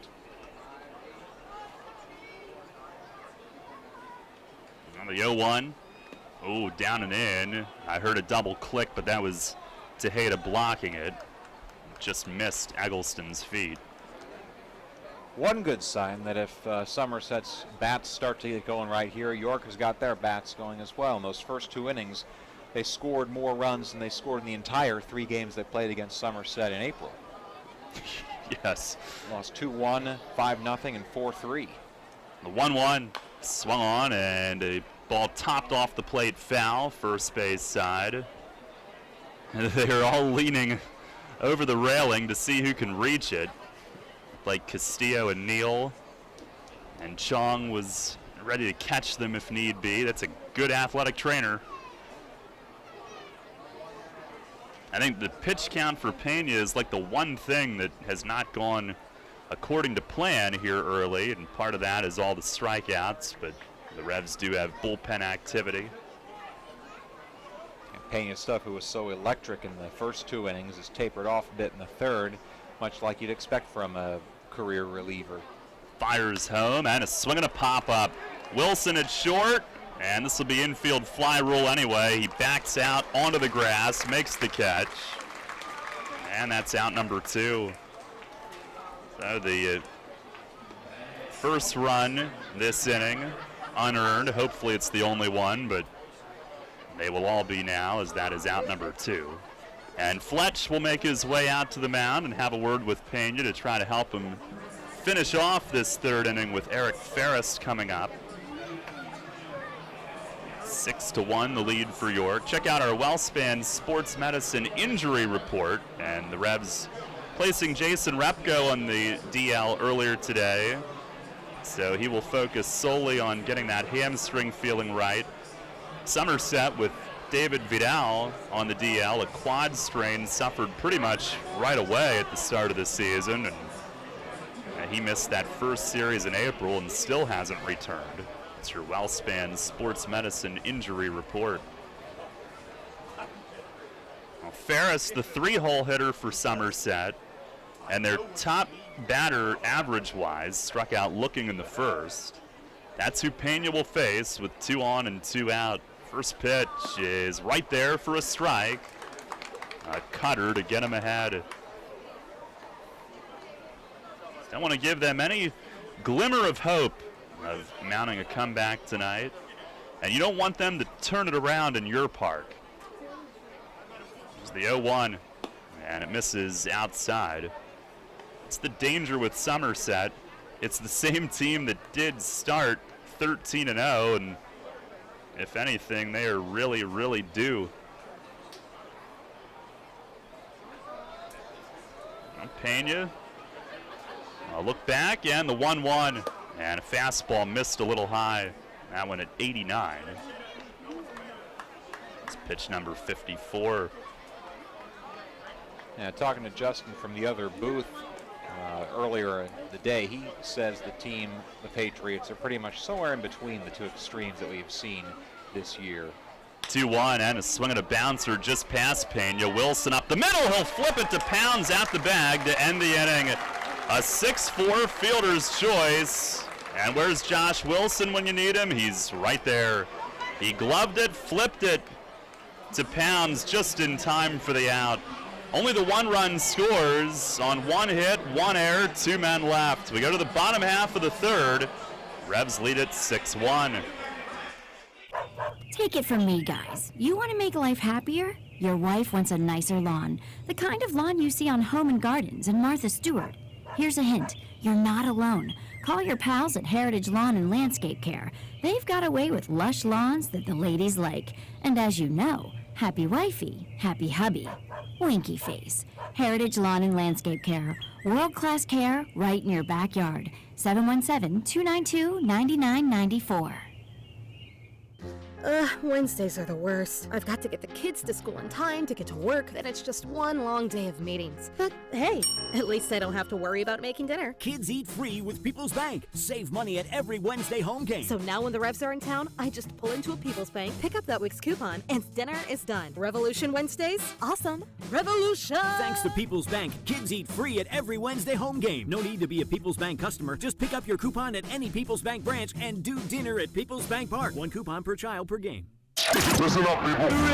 This is the Rich Eisen Show. He's a professional. And I did tweet out on 4th and 19, go blue. Irvin took a picture of me in the NFL Game Day morning meeting room celebrating, and I stupidly looked at his phone and did it. And he tweets it out what Rich Eisen was like when he thought You Miss Football won. I can't show you what it was like when they did not win. Do friends do that to friends? No. The Rich Eisen Show. Weekdays at noon on Sports Radio 1350 WOYK. York Sports on your mobile device or online at WOYK1350.com.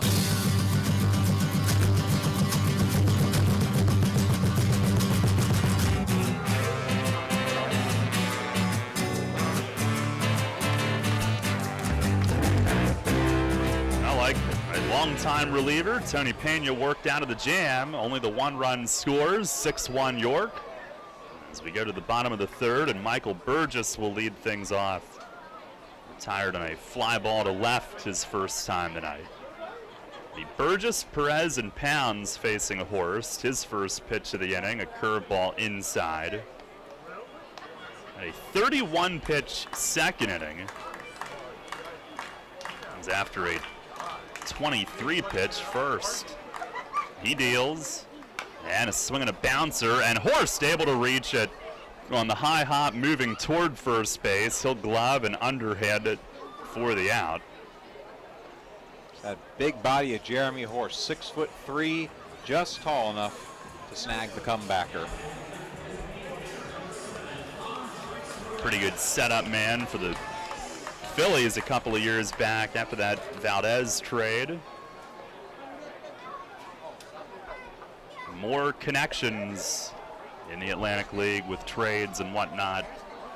Here's Andres Perez, and he takes high. The Atlantic League, more connections than a Lannister family tree. See, you need to watch Game of Thrones just so you can get all these references, Daryl. Yeah. It was a fastball up high, 2-0. All I know is that this past Sunday was just an epic.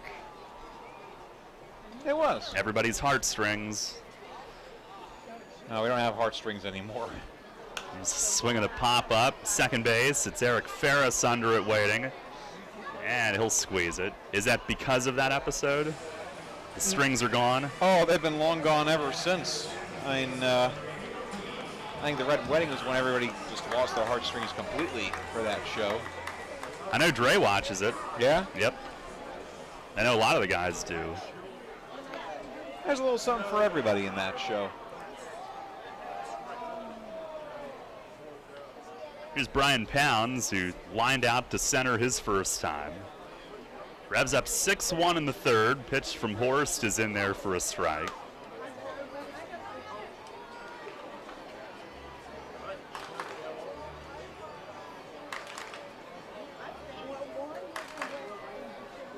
The 0-1. And a ground ball rolled to third. Takes a hop right near the line. Up with it is Guzman, though, and he'll throw to first. So Jeremy Horst with a 6-pitch third inning, and he was actually higher on the pitch count than Pena was after 3. Horst was higher through 2, so he needed that. 1-2-3 inning. Will DeBoer with the call as we go to the fourth. Revs lead it 6-1. Smith, Mayer & Little is a holistic wealth management group with one product, advice. We aim to simplify our clients' lives, help them retire comfortably, and build lasting legacies for their families and the causes they care about. Our purpose is simple, to make a meaningful difference in the lives of our clients, our community, and the world in which we live with the advice we provide. Smith, Mayer & Little, a wealth of knowledge about wealth. We make our living by making a difference. Visit us at financialjava.com. Janney Montgomery Scott LLC, member NYSE, FINRA, and SIPC. What's more fun and exciting than playing Pennsylvania Millions with top prizes of $1 million? Winning on the spot. Woohoo! I won! So if you can't wait to win, then don't wait to play. Pennsylvania Millions from the Pennsylvania Lottery for a chance to win up to $1 million on the spot. The Pennsylvania Lottery. Keep on scratching. Players must be 18 or older. Please play responsibly. Benefits older Pennsylvanians every day.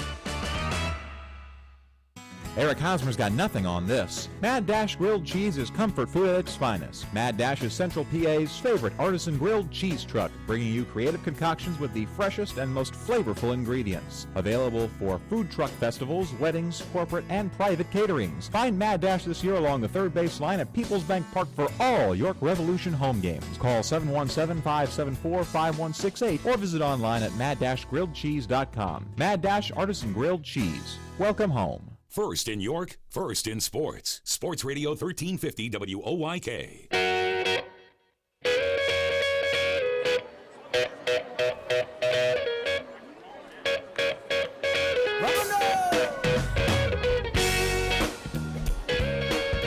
We will do just that here in the top of the fourth inning. York leading Somerset 6-1 on a beautiful Friday night here in South Central PA. LaHarris, Snyder, and Fields on to face Tony Pena. And the first pitch to Brian LaHarris, skied toward left center field. Long run for James Simmons, but he tracks it down, gives a big old hug to the wall.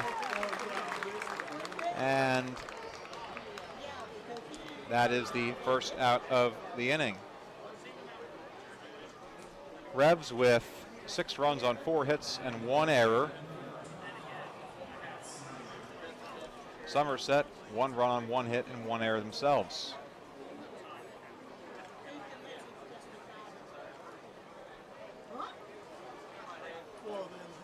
So now here's Brad Snyder, a strikeout victim back in the 2nd inning against Pena. The first pitch from Tony, a backdoor slider, catches the outer black for strike 1.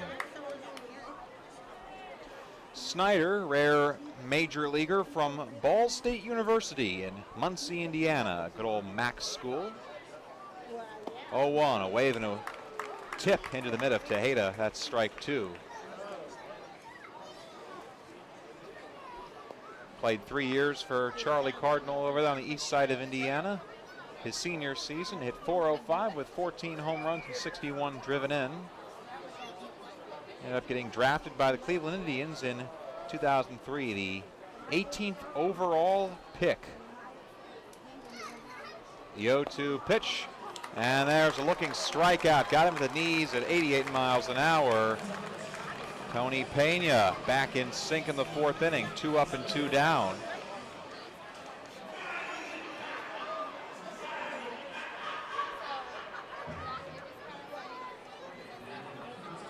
And so now Matt Fields the last chance in this inning for the Somerset Patriots. Down 6-1 to the Revolution in the opener of this series. First pitch swinging and a missing is Fields for strike 1. Went over the top of a breaking ball. And Payne is ahead in count 0-1. Clouds rolling over. It's gone to positively overcast here at Peoples Bank Park. Not that anyone's complaining. 0-1 swung on and missed for strike 2. Took a little something off that breaking ball at 83 miles an hour.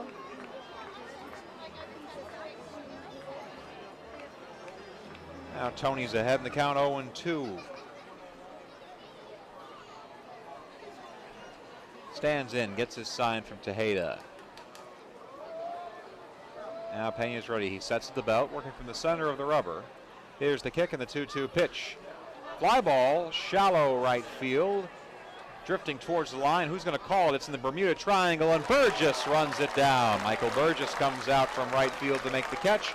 Side retired. A 1-2-3 inning for Tony Pena, and just what he needs, 7 pitches.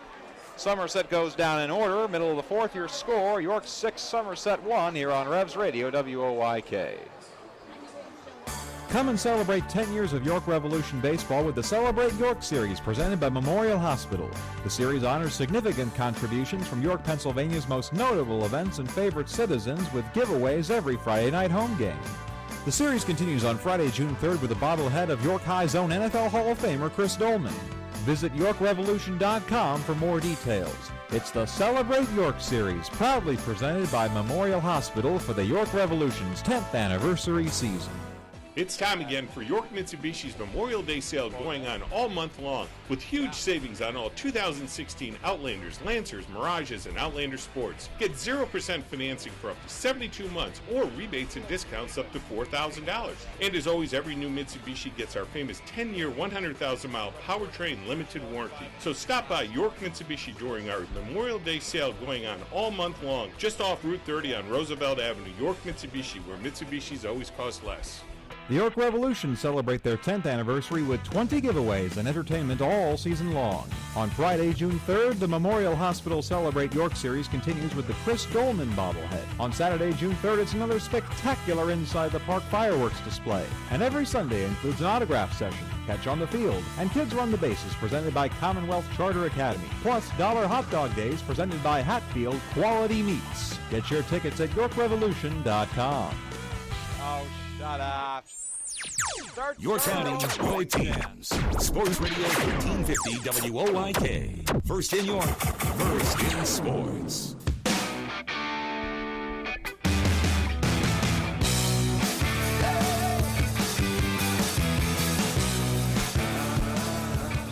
We go to the bottom of the fourth inning. Revs up 6-1, setting up the 8, 9, and 1 hitters, Wilson, Simmons, and Tejeda to face Jeremy Horst, who is still on the hill. 59 pitches deep is Jeremy. And his first pitch to Josh Wilson is fouled back to the screen. 0-1 the count. Wilson a walk and a run back in the second inning. That 4-run second that put York up 6-0. Somerset has since scored a run. They batted 8 men in that inning. 0-1 pitch, and there's a lift out into the concourse on the right field side, bouncing in the Mezzogiorno Pavilion, and going home with a lucky fan from New Salem.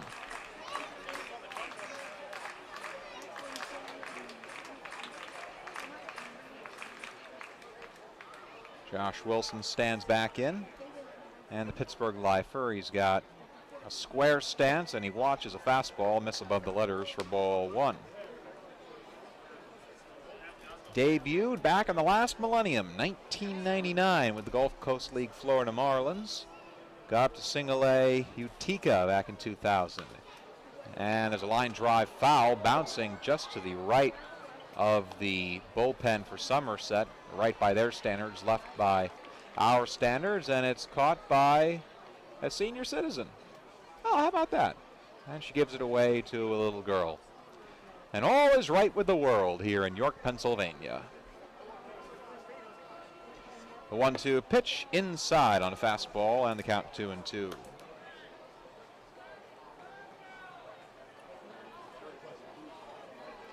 Jeremy Horst had just 7 pitches to get through the third inning. This will already be pitch number 6 to Wilson. And the 2-2 offering. Line drive right up the middle, base hit. Horst stabbed at it with his glove. It went to his right side, but he couldn't get there fast enough, and Josh Wilson's got a leadoff single.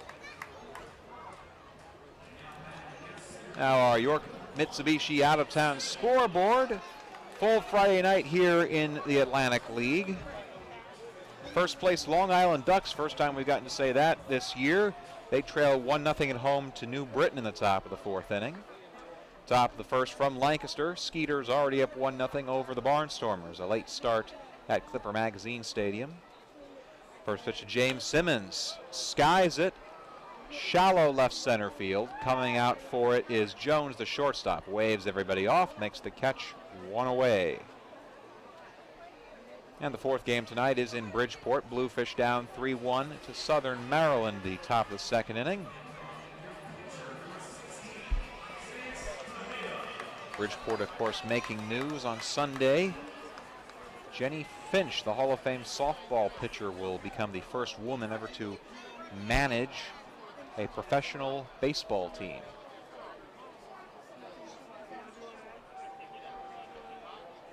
Isaiah Tejeda went deep to right his last time up. First pitch from Horst, jammed him, and it's fouled back to the screen, 0-1. Isaiah had done just about everything in this month. 10 multi-hit games, a couple of triples, more than a few doubles, RBIs, second in the league in hitting. He was just looking for that first home run, and he got it. 0-1 pitch, chase a high fastball for strike 2. Isaiah's never been much of a power guy. That's just the 25th home run of his professional career, dating back to 2010. His first since he was with the single-A Charleston River Dogs of the South Atlantic League. That was his first stop last year, his final season in the Yankees organization. Now Horst the 0-2. Left a curveball upstairs, and it's ball 1. Released by the Yankees during the offseason, picked up by the Revolution. Expected to be just a backup catcher and occasional player in the field behind Salvador Paniagua and everybody else, but he has emerged as the top offensive threat for the York Revolution, at least average-wise, as Horst makes a toss over to hold Wilson aboard first base. But you got to have something special in order to bat lead off as a catcher, and Isaiah has got it. And at just 24 years old, it seems like now he has found it and will keep it for years to come. Crafty pickoff move by Horst. Wilson dives back in safely.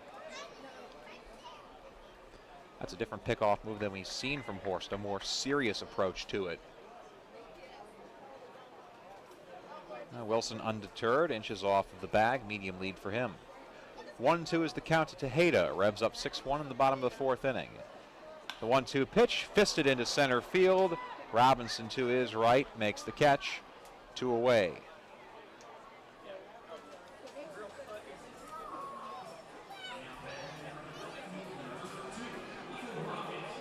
And now it's Michael Rocket coming up to the dish. Reached on an error back in the first inning and scored in front of the Guzman home run. And then struck out back in the second. He bats with 2 outs and Wilson on first base. The first pitch fouled away over to the first base concourse, and that is caught by a fan from Dallastown.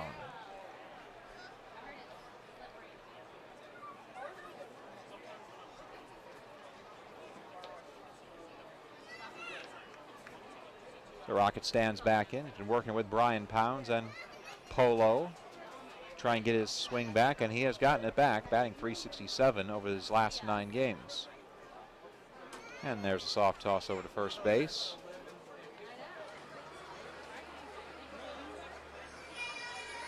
Revs going for 4 wins in a row to open the 7-game homestand. They can clinch a winning homestand if the result holds. And Wilson is chased back to first again.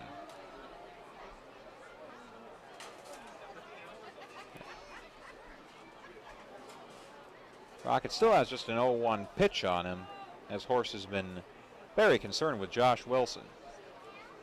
Jeremy gives a look over to first base. Here's the stretch in the 0-1. Fouled off the end of the bat, trickling towards the on-deck circle. Joel reaches out with the bat, cannot deflect it, and instead the bat boy will hand it off to Derek Damachia.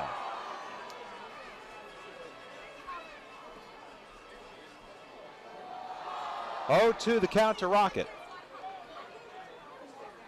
Horst with the offering. And a ground ball foul. That rolls into the Somerset dugout. There it will be examined by one of their pitchers or hitters. It's somebody. Somebody's taking a look at that ball. They will indeed find that it is an Atlantic League baseball. The 0-2, there goes Wilson. Rocket shoots one foul down the right field line. The hit and run was on. And Wilson will go back to first base. 75 pitches already for Horst. And his fears confirmed. Wilson was planning to run. He did moments ago. We'll see if he does it again. Happy feet for him. 0-2 pitch, fastball left upstairs, ball 1. York up 6-5 in the bottom of the fourth inning. Will DeBoer with you on Revs Radio, WOYK. York 2 runs in the first inning on the Joel Guzman home run. 4 in the second. A double by James Simmons, the homer by Tejeda. There goes Wilson. The pitch is inside. The throw down to second base is not in time. Gonzalez's effort was true, but the throw was late. So Josh Wilson steals second base.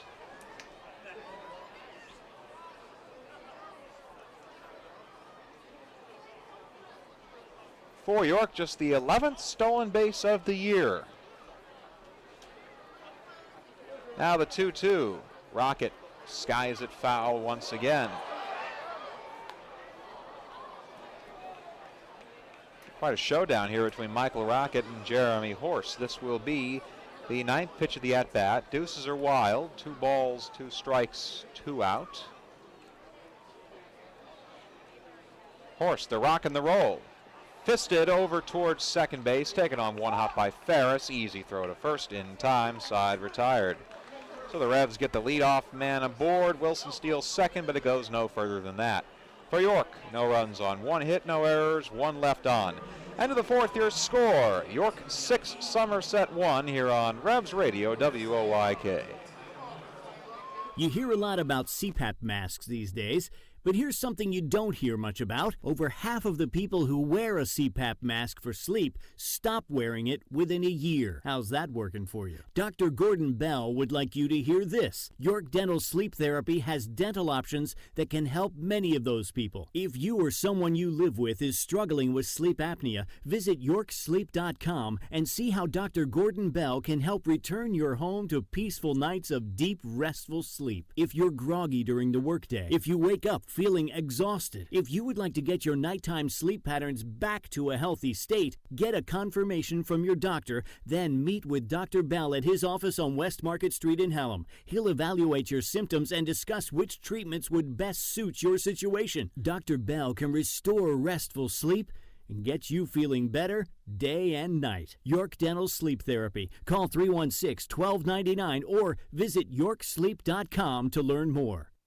Payne doesn't take Sunday off. Neither do we. We're open weekdays 8 to 8 and weekends 9 to 6. Just walk into WellSpan Urgent Orthopedics, 2319 South George Street in York, across from the Apple Hill Health Campus. Visit wellspan.org/urgent orthopedics today. This Sunday, join the York Revolution for Princess Day. Meet Anna and Elsa of Frozen from noon to 2. Play in an inflatable castle. Make your own crown and enter to win a drawing of Elsa in a Revolution jersey. Get details and tickets at YorkRevolution.com. Princess Day, where People's Bank Park is an open door. Follow York Sports on your Android. Search Sports Radio 1350 WOYK.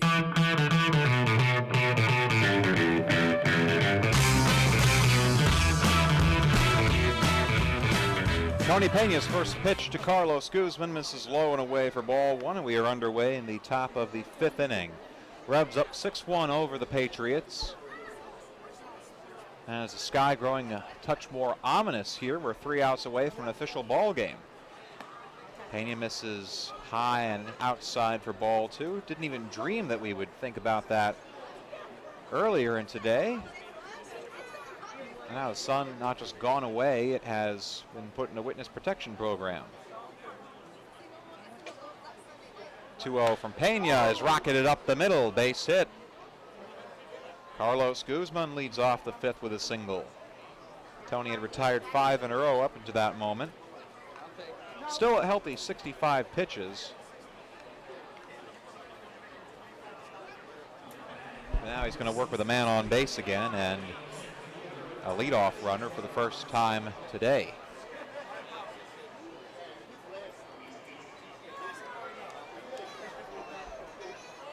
Trayvon Robinson, he's the breadsticks guy today. Little Caesars K-man. Switch hitter is Robinson, and the first pitch from Pena is a ground ball over to second. Pounds takes, the throw is wild, but it is in time over to second base, and the throw coming across from Wilson to Nash is high, and that's going to draw a visit from Brett Jody, the manager. Take a look at the replay here. It looked like Wilson had his foot on the glove. We almost had it there. He had to really rush that throw as Pounds lifted it high over him. No way they're going to overturn this one here. I would say that's an application of the neighborhood play, where Wilson was close enough to the bag that they were going to call him out anyway. There we go. Yeah, it looked like his foot might have grazed the bag. Yeah. The toe appears to, that's your angle right there. Very good, Scott. It appears the toe was, the right toe was on the bag. And so Guzman is out. Robinson is on with a fielder's choice. Potential double play ball.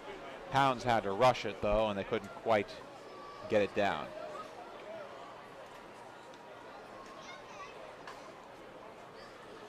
That brings up Jovan Gonzalez. Gonzalez a single back in the third inning. That was the first hit against Tony Pena. And he cracks one deep to left. Forget it. That's over the arch nemesis. A 2-run homer for Jovan Gonzalez, and Somerset, who was down 6-0, has cut the lead in half. It is 6-3 in the top of the fifth.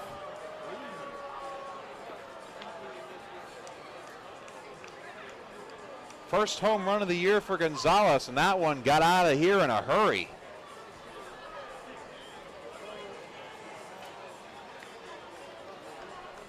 Pena left it hanging, and Yovan made him pay for it. That's the most runs that Tony Pena has given up as a starter thus far. 3 runs given up, just 2 of them earned. Now he'll have to shake it off and face the top of the order in Michael Jones. First pitch to Michael, he shows bunt, lays it down the third base line, but it catches the lip of the grass and trickles foul.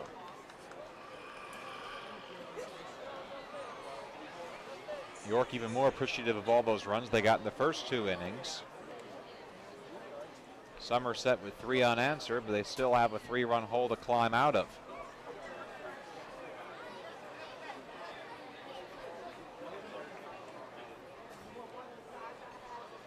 Now Pena here's the kick in the 0-1 pitch. This one is shot out into center field. Simmons goes back on it, and he took a rather circuitous route to it. It bounces on the warning track and bounces over the LED board. It's a ground rule double for Michael Jones.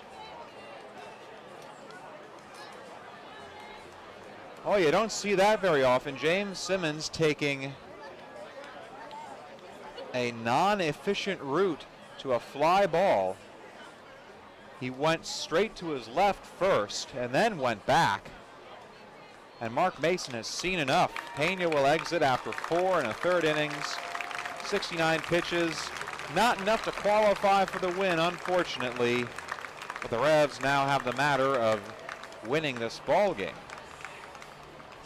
The pitching change is brought to you by Maple Donuts, and it is Mariel Checo who will enter for the Revolution.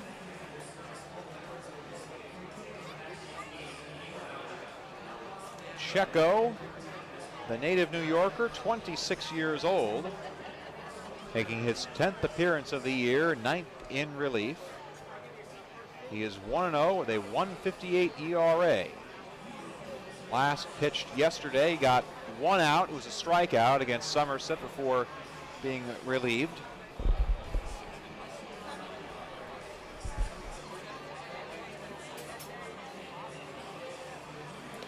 Mariel Checo, very plus pitcher, one of these young guys that Mace has a lot of confidence in.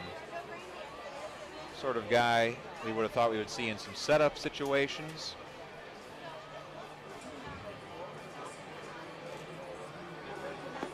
Now he comes in, inheriting a man on second base, charged with keeping Somerset from getting much more than that.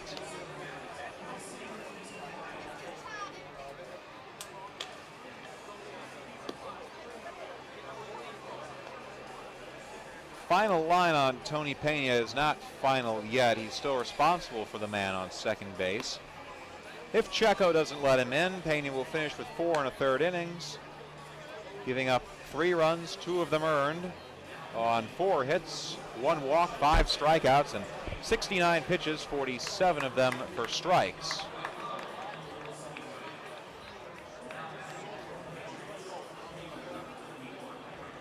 Exiting 2 outs shy of qualifying for the win. That'll fall to Checo if the score holds as of right now. So with Jones on second after the ground rule double, up comes Aaron Eggleston. He is 0 for 2 today, a ground ball to first and an infield fly to short. Just past 8 o'clock here in South Central PA. Mariel Checo hoping it's not midnight for the Revs. First pitch to Eggleston is a breaking ball that catches the outer block for called strike 1. Eggleston wearing the number 91. Largest number we have seen in the Atlantic League, and he's a big boy. 5'11", 212. 0-1. And there's a fastball about the same spot on the outside corner for strike 2. Eggleston now in his 4th year with the Patriots. He's been there since 2013. Got a few reps in Mexico back in 2014. Aside from that, he's been all New Jersey all the time. Now the 0-2. Reaches out and fouls it back. That ricochets off the luxury boxes. Everyone appears to be all right. And the count stays 0-2 on Eggleston. Neon yellow batting gloves. You can see them from space. And you'll see a pitch come way inside, nearly clip his belly. He dives out of the way. And Checo coming inside a bit more than he intended to. The count is 1 ball and 2 strikes. Jones on second. 1 out. Revs up 6-3, but Somerset 2 runs in the inning already on the Jovan Gonzalez home run. Checo the 1-2 pitch. And a tapping ground ball that's foul all the way down the third base line.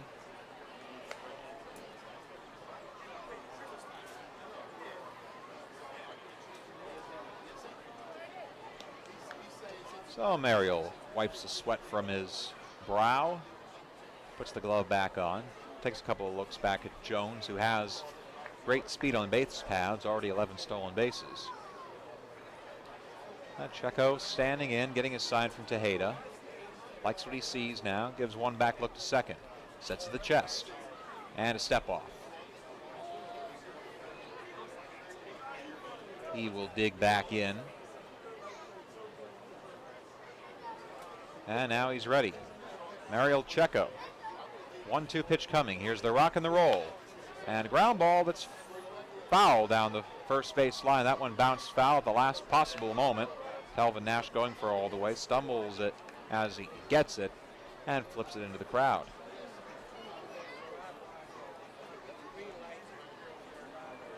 Wind currently a gentle breeze blowing.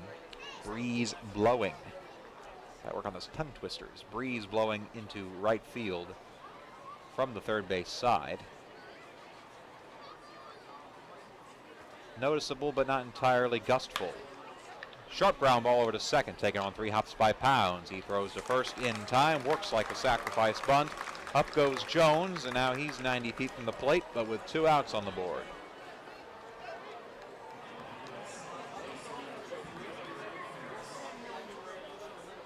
And with 2 outs and a man on third, Eric Ferris, one of the top hitters in the Atlantic League, will be tasked with bringing Jones home. He'll need to find open fields to do so. A fly ball won't get it done. Ferris bending back like he's practicing for a limbo. Now he stands straight away and watches a slider violently low and outside. It's ball 1. Revs up 6-3 for the moment. Jones on third with 2 outs in the top of the 5th.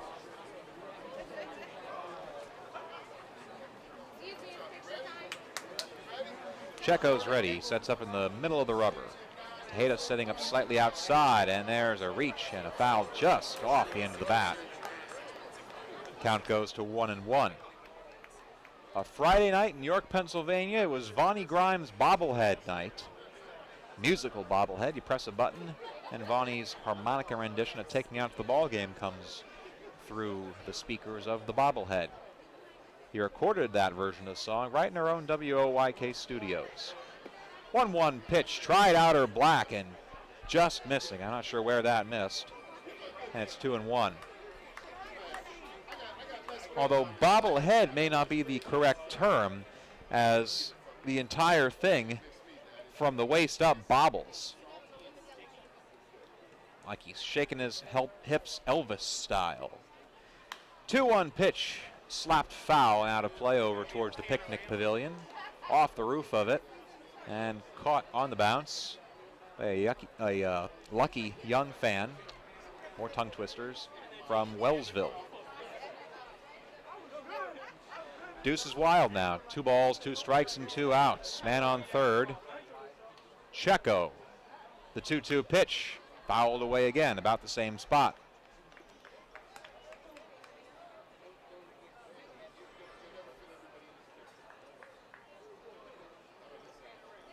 Ferris batting well with men in scoring position and 2 outs. He's a .333 hitter and has driven in 6 runs in those situations. 6 of his 17 RBIs coming in scenarios just like this. Another 2-2, fouled away again, this time into the net.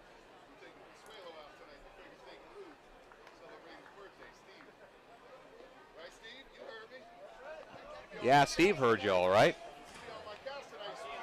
Now we're having a party in the picnic area right in front of us. Fun times.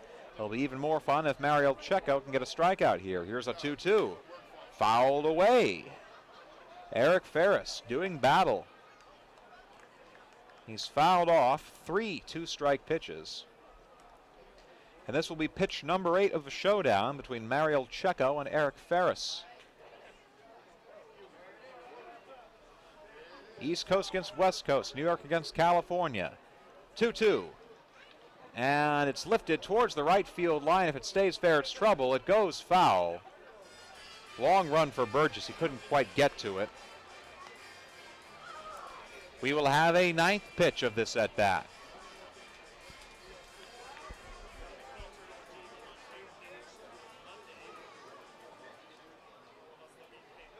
Ferris steps back in, taps the bat once, takes a couple of practice swings, bends back, goes under the limbo bar. Now he's standing straight away. Checo, the rock and the roll. Inside, missing by the skin of his teeth on a fastball. Count has worked full. And pitch number 10 coming from Checo. He's really had to work in this inning. Mario's ready.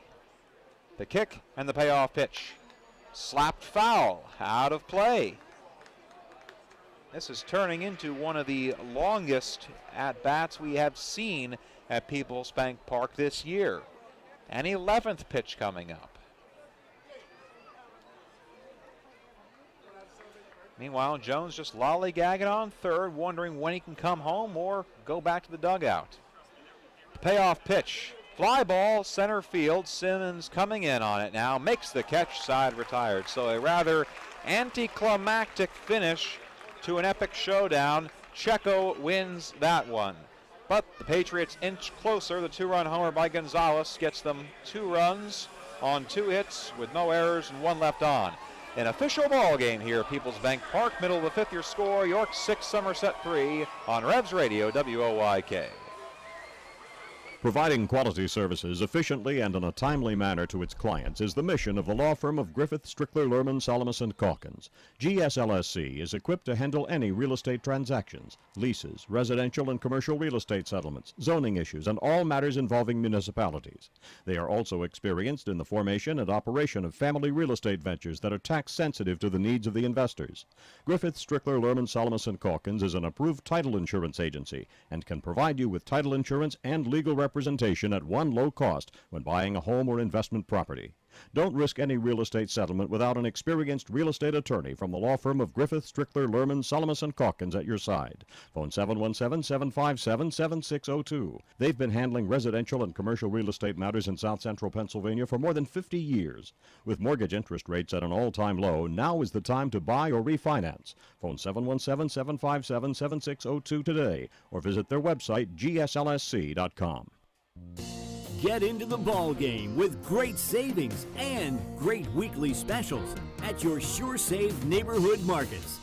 Use your gold card every time you shop and you automatically receive savings and rewards. And get incredible deals on the new Best Yet brand products at Saubel's Markets, Wetzel's Market, and also at Nell's Market Fresh Foods. Always a hit and always great savings. There's only one place for local high school sports. Sports Radio 1350. Hi, this is United States Olympic gold medalist Jenny Finch. You're listening to York Revolution Baseball on Sports Radio 1350. WOYK. First in York, first in sports.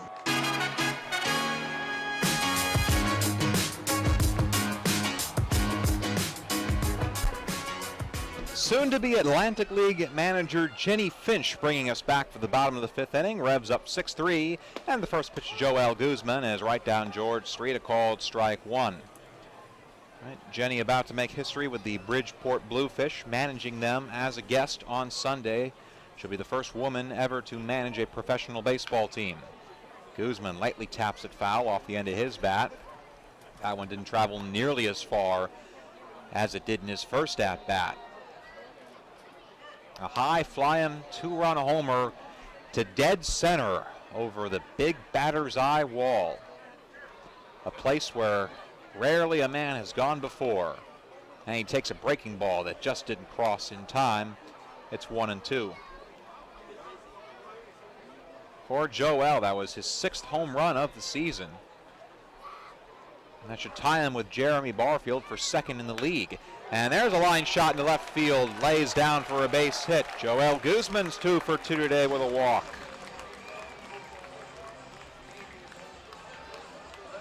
And ever since moving to the 3-hole, he has performed quite well. He's been the number 3 hitter for the Revs ever since the start of this homestand.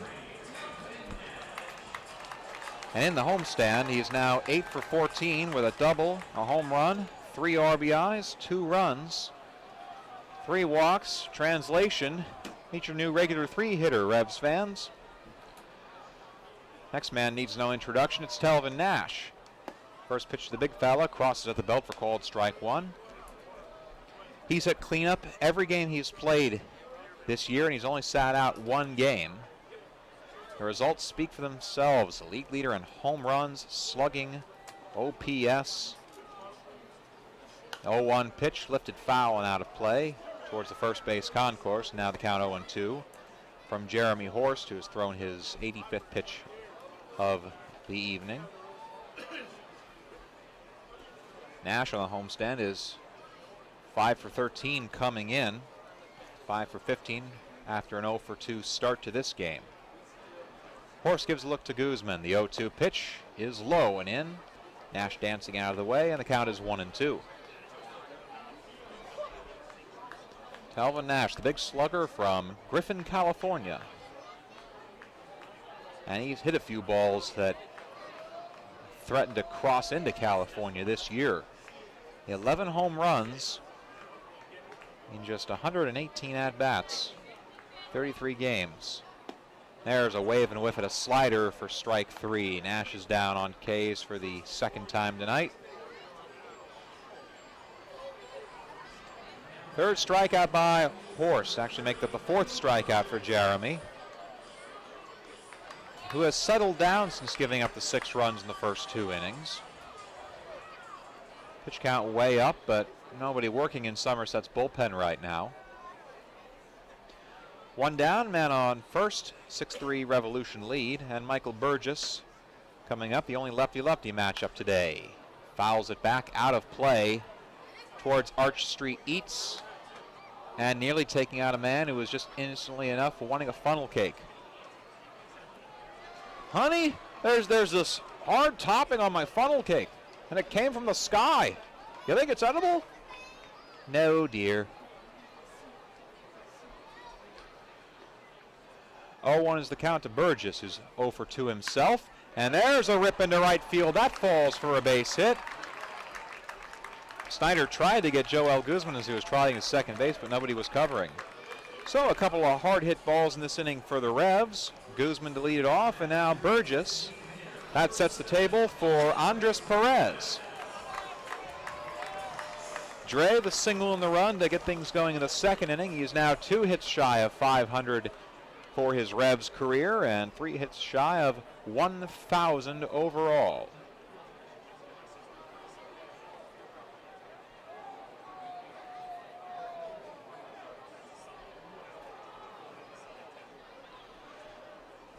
First pitch from Horst is left upstairs for ball 1. Perez with 4 home runs on the year. He is now 3 back of Chris Nowak for the all-time franchise home run lead. Dre has 56 in his career. Nowak had 59. Now the 1-0.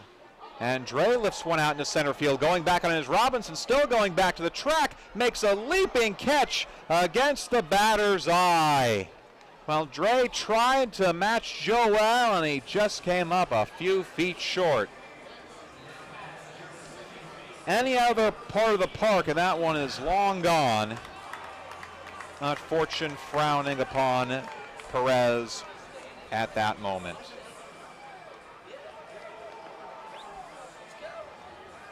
Also a pretty nice catch from Robinson. He leaped and kept his balance against the baggie out in center field. So 2 outs, and it's left to Brian Pounds to get him around in this inning. 2 on with 2 out. First pitch, Brian takes a fastball, missing outside for ball 1.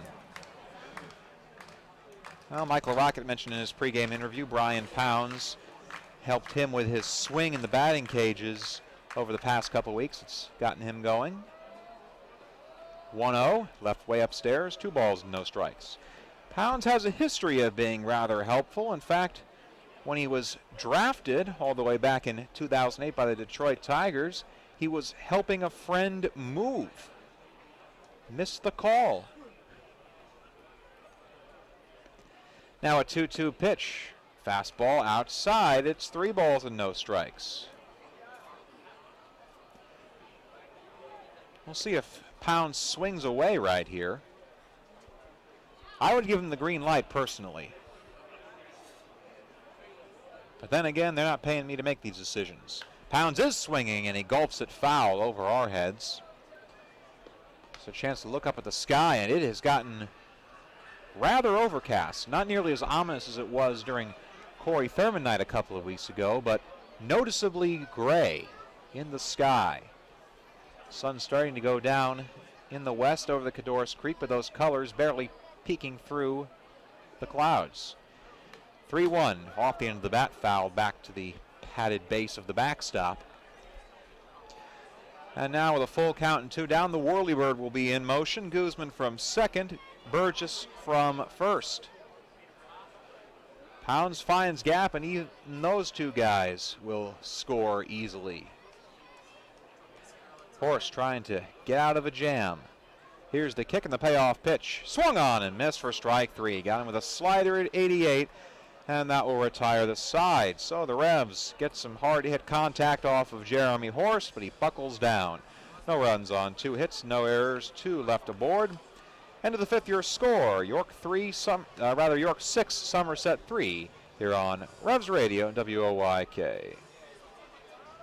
And here we go, folks. She steps up to the box. This is a real pressure situation. 2 kids tugging at her blouse, a long line of customers, and only 30 minutes to get in, get a dozen Maple Donuts, and get to the party. Oh, boy, look at the time. One of Charlie Donuts All-Stars winds up, and here's the pitch. Welcome to Maple Donuts. Can I help you? Yes. No. I'm sorry. I'm not quite ready. Oh, she steps out. The pressure may be too much, folks. No, wait. What's this? A meeting at the plate? Okay, Mommy needs to order our Maple Donuts now. Can you 2 be good, please? And she steps back up to the box. All ready now? I am. She's swinging for the fences. I'll have 4 glazed, 3 vanilla sprinkles, 3 chocolate icing, 2 jelly filled, and 1 chocolate peanut covered. Wow, that was Major League. She read every stitch of that fastball and knocked it clean out of the park. Enjoy your Maple Donuts. Oh, we will. Okay, kids, let's go. Let's get these Maple Donuts to the party. There you have it, folks. Maple Donuts, 58 varieties. Ready whenever you need to step up to the plate. Maple Donuts taste right. Well, I finally did it. I took my dad's advice and joined his credit union. Which one? PSECU. I'm eligible because my dad's a member, but I joined through work. Really? I thought you had to work for the state. A lot of people think that, but there are lots of ways to be eligible. I'm not really thrilled with my bank and all their fees. I need to check them out. Definitely. It's worth the switch. PSCCU is the credit union for you. Find your way at psccu.com/join. This credit union is federally insured by the National Credit Union Administration, Equal Opportunity Lender. Hi, this is Dan Patrick. Join me weekday mornings at 9 on Sports Radio 1350 WOYK.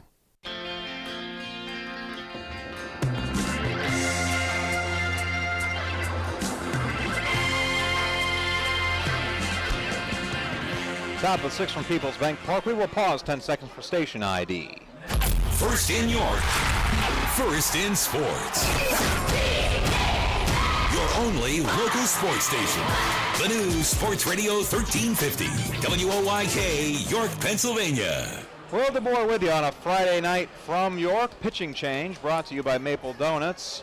Mario Checo out after 2 very gutsy outs. Took a lot of pitches to get those 2 in the 5th inning. He gives way Teron Scudders, the lefty from Curacao, making his 11th appearance of the year. 1-0, 5.0 ERA. Last pitch against Lancaster last Thursday. So 7 days off for Ronnie, and he faces LaHare up first. The first pitch to Brian is a fastball at the knees, a called strike one.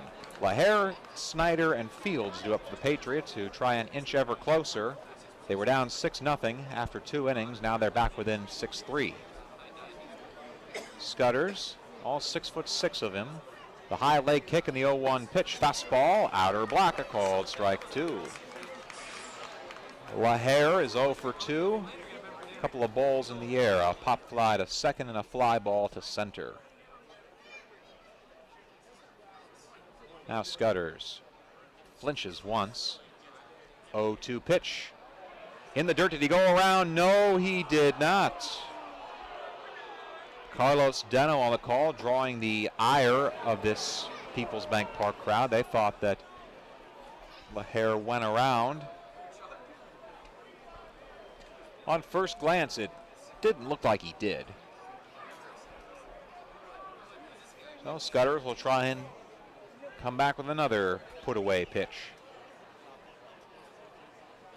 Into the windup, and the 1-2.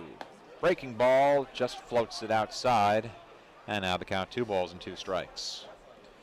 Checo exits on the long side for the Revs. He will be the one to get the win if the lead holds.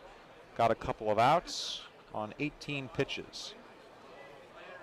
Now the 2-2 pitch.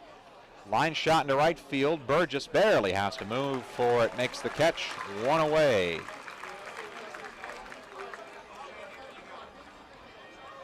Going back to your York Mitsubishi out-of-town scoreboard on this Friday night in the Atlantic League. The beginning of Memorial Day weekend. Top of the 7th from Long Island. Ducks being shut out by New Britain 2-0. Top of the 4th from Bridgeport. Bluefish down 5-1 to Southern Maryland. And also tied atop the division with the Revs is the Sugarland Skeeters. They're down 3-1 in Lancaster in the bottom of the 3rd. Brad Snyder swings and misses at a breaking ball for strike one. Snyder, a strikeout victim twice against Tony Pena, one of the swinging and one of the looking variety. Snyder, the former Ball State Cardinal, stands in.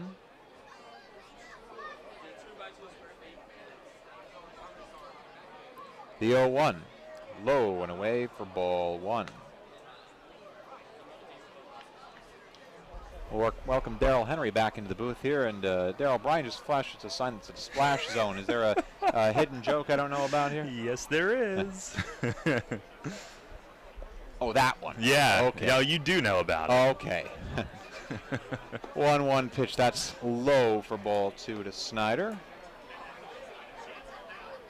Yeah, I really don't know at this point in time how much further to go with that. But you do know what we're talking about. Yes.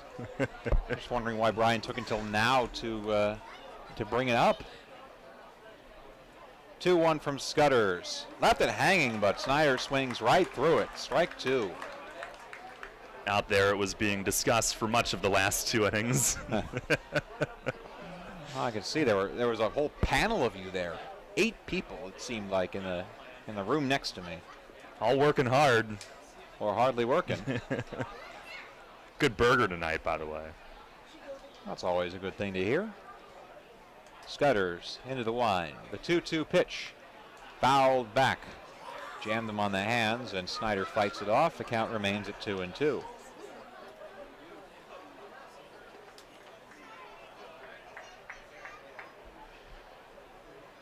Snyder from Sandusky, Ohio.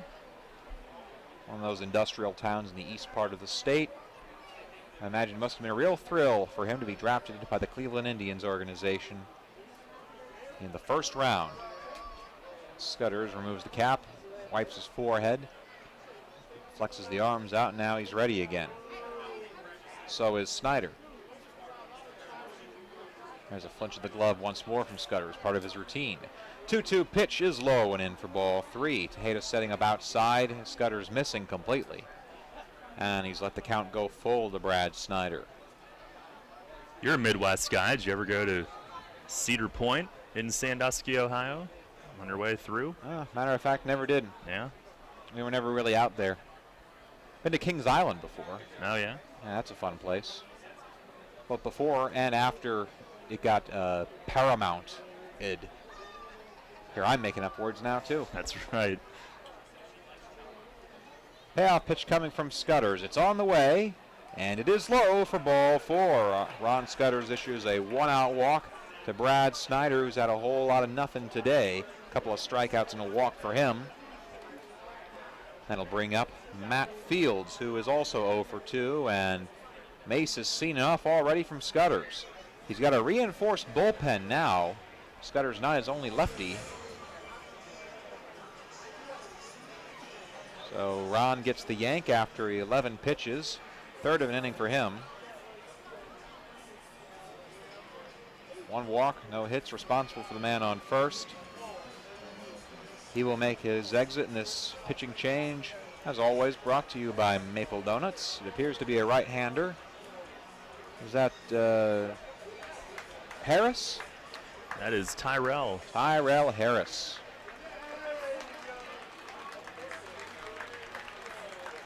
Well, and with the additional options now, Mace can do this once or twice more per evening than he would have a couple of weeks ago. And Gailey pitched yesterday facing 2 hitters, so he would be available tonight. Somerset does have some left-handers, and they had 2 back-to-back there to begin this inning, so use Scooters there, and I wouldn't at all be surprised to see them use Gailey the next time that spot comes around.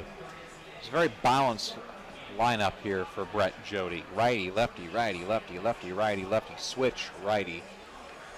There's no place where if you want to do the matchup, you can't use him for more than 2 hitters. And even after Matt Fields, another lefty in Guzman, and then Trayvon Robinson, but Fields out of that group is the most dangerous. So you've got a 3-run lead here. If he gets a hold of one, it's a 1-run game. And go to Tyrell here and try to prevent Fields from doing just that. And Harris, a guy, obviously, he can get hitters out from both sides of the plate.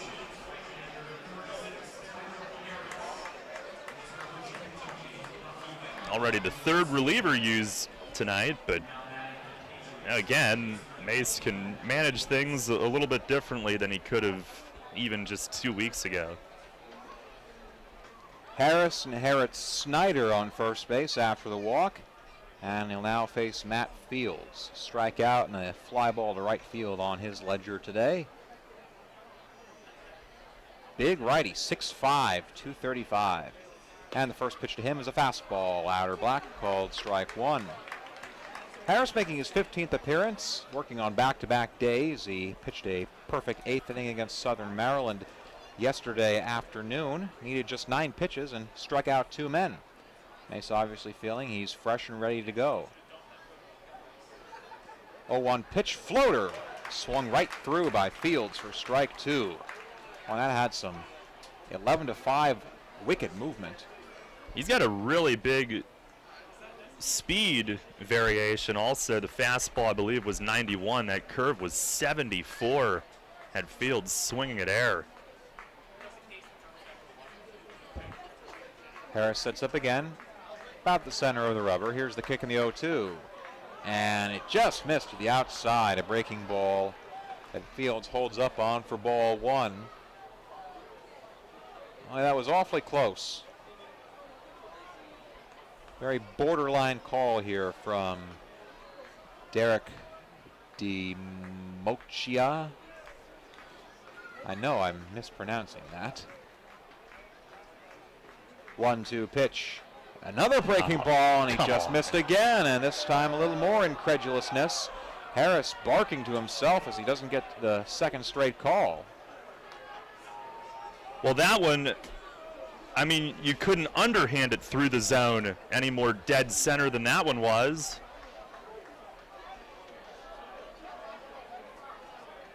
Oh, yeah. How is that not a strike?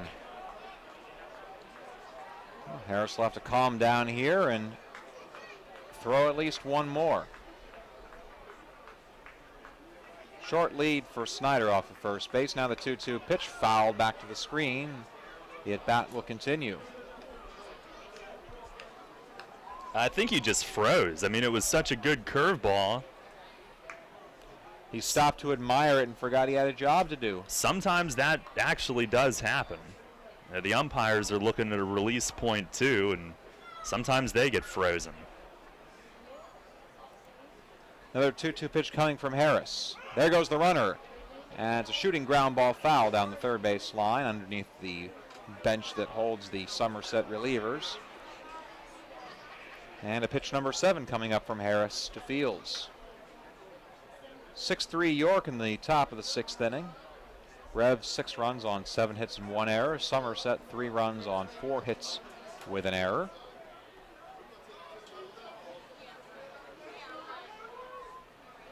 Big Matt Fields. He's gone deep 3 times this year. 2-2 pitch swung on and missed for strike 3. Got him with a breaking ball. Nobody's watching that one. Tyrell Harris, it took him about 2 or 3 pitches longer than it maybe should have, but the result is still the same. A nice strikeout for Tyrell, and that's 2 away in the 6th. Well, that's what baseball would be like if there were 5 strikes to get an out.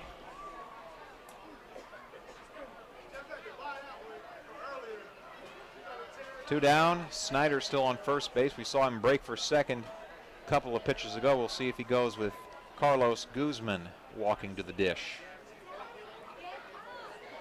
Harris sets the kick and the first pitch.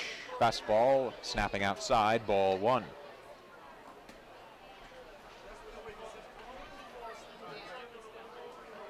Sky not really ominous anymore. The deep clouds that were gray have now gone to a deep blue.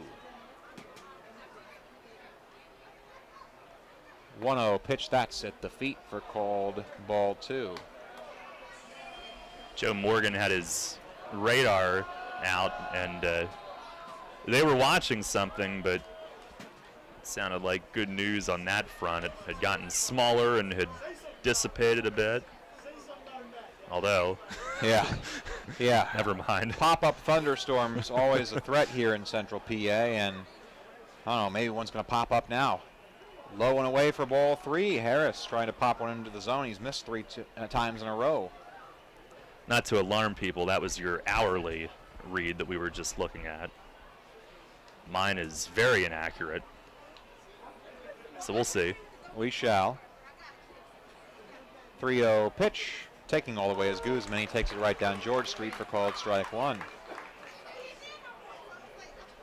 Harris trying to put Guzman away in the spotlight, just like the Stage Deli has got the spotlight on outstanding soup, salads, and sandwiches.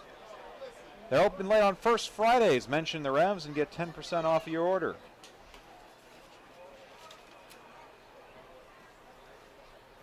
And here's a snap throw back to first base.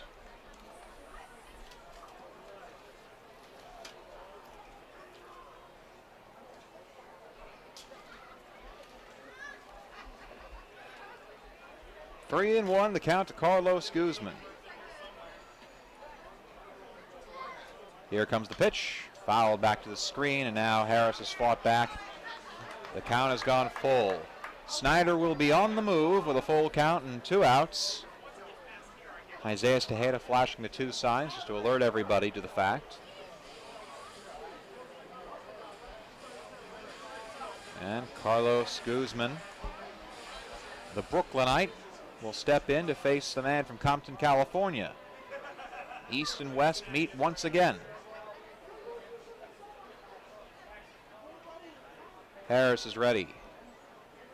There goes the runner, the payoff pitch. Ground ball over to short. Wilson's got it. Throws over to first in time. Side retired. Tyrell Harris comes on, works hard, and puts out the fire. No runs on no hits, no errors, 1 left on for the Patriots. Middle of a 6-year score. York 6, Somerset 3 here on Revs Radio, WOYK.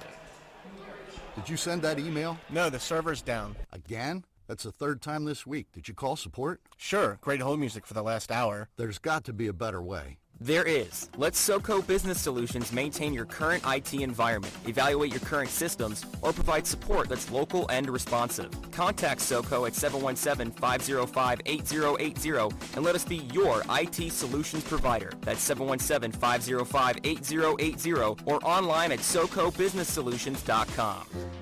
Wednesdays are the worst. I've got to get the kids to school on time, to get to work, then it's just one long day of meetings. But hey, at least I don't have to worry about making dinner. Kids eat free with People's Bank. Save money at every Wednesday home game. So now when the Revs are in town, I just pull into a People's Bank, pick up that week's coupon, and dinner is done. Revolution Wednesdays? Awesome. Revolution! Thanks to People's Bank, kids eat free at every Wednesday home game. No need to be a People's Bank customer. Just pick up your coupon at any People's Bank branch and do dinner at People's Bank Park. One coupon per child per game.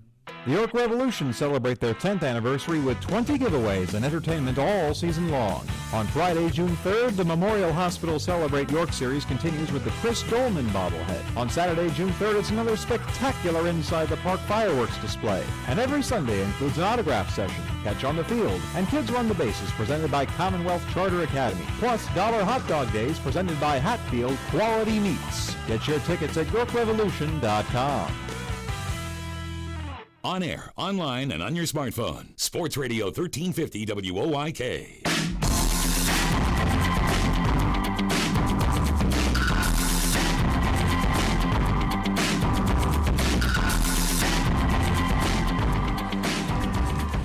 Bottom of the sixth inning from People's Bank Park. Revs up 6-3, looking for a couple of more insurance runs. They will send the 8-9-1 spot to the plate. Wilson, Simmons, and Tejeda. First pitch by Jeremy Horst misses outside to Josh Wilson for ball one. Horst back out for the sixth after 97 pitches. That was number 98. He's been a workhorse tonight for Somerset, who apparently are trying to save the bullpen. And Wilson skies one out into shallow center field, but coming on is Robinson. Makes the catch, surrounded by a couple of hombres, and it's the first out of the inning.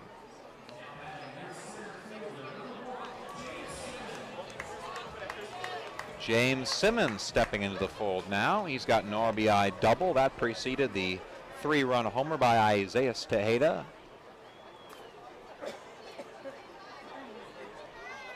And now Jimmy L steps in. Very professional looking batting stance for James, and he watches it miss above the letters for ball one.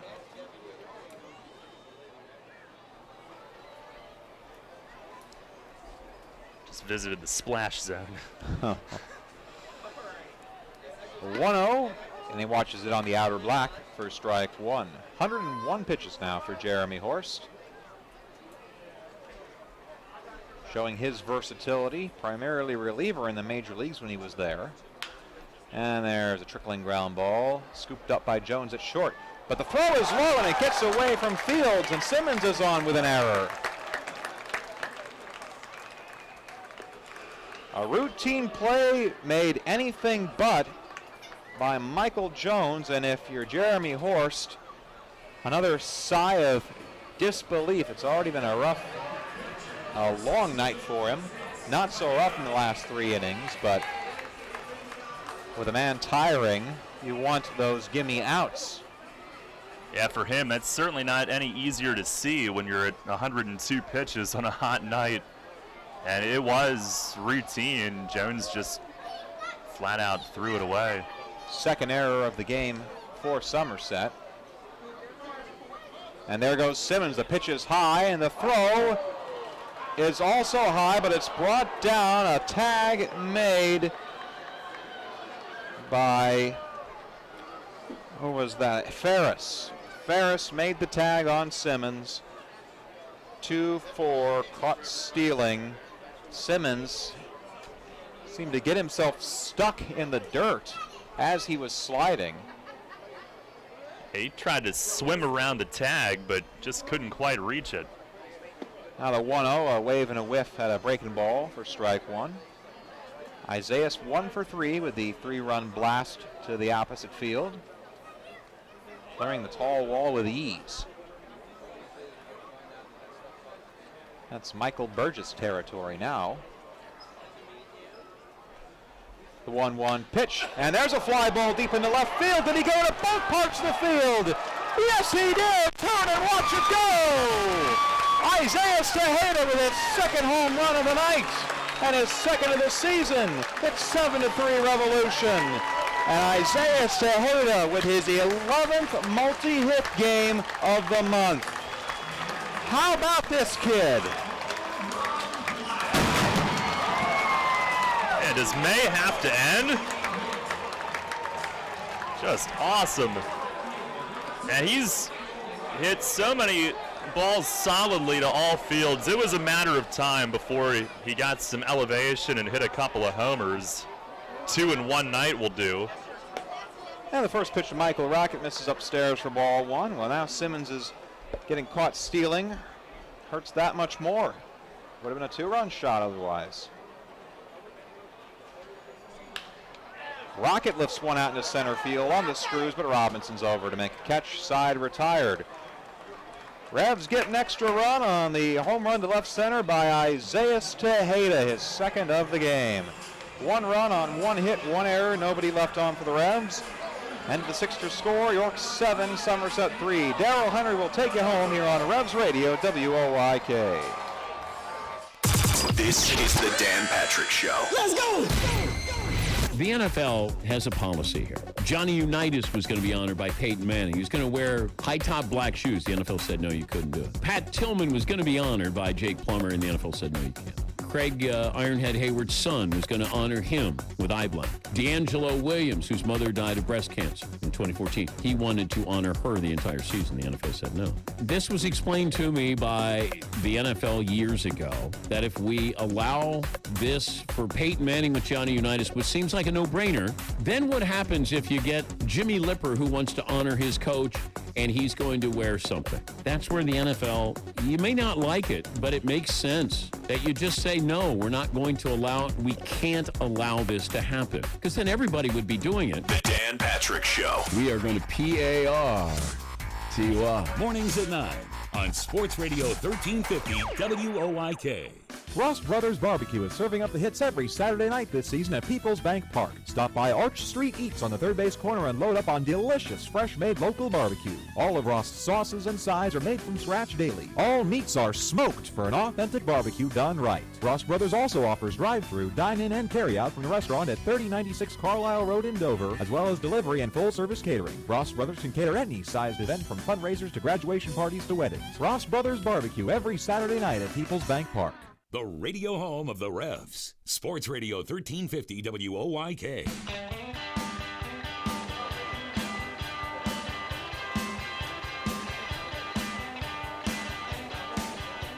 Well, Isaiah Tejeda having himself a night. So are the Revs, who've now hit 3 home runs as a team. And a 7-3 lead. They get one of those runs back. We start the 7th inning as Tyrell Harris stays in and misses high on the first pitch to Trayvon Robinson. Derek Moshe flinched on him again and didn't call it. Robinson a walk, a fielder's choice, and 2 runs. Here's the 1-0. And a ground ball hit sharply at second, but Pounds is right there. A step to his left, he'll throw to first, 1 away. Harris has retired all 3, and Robinson may be a little frustrated. He ran halfway down the line with his bat and then flipped it angrily.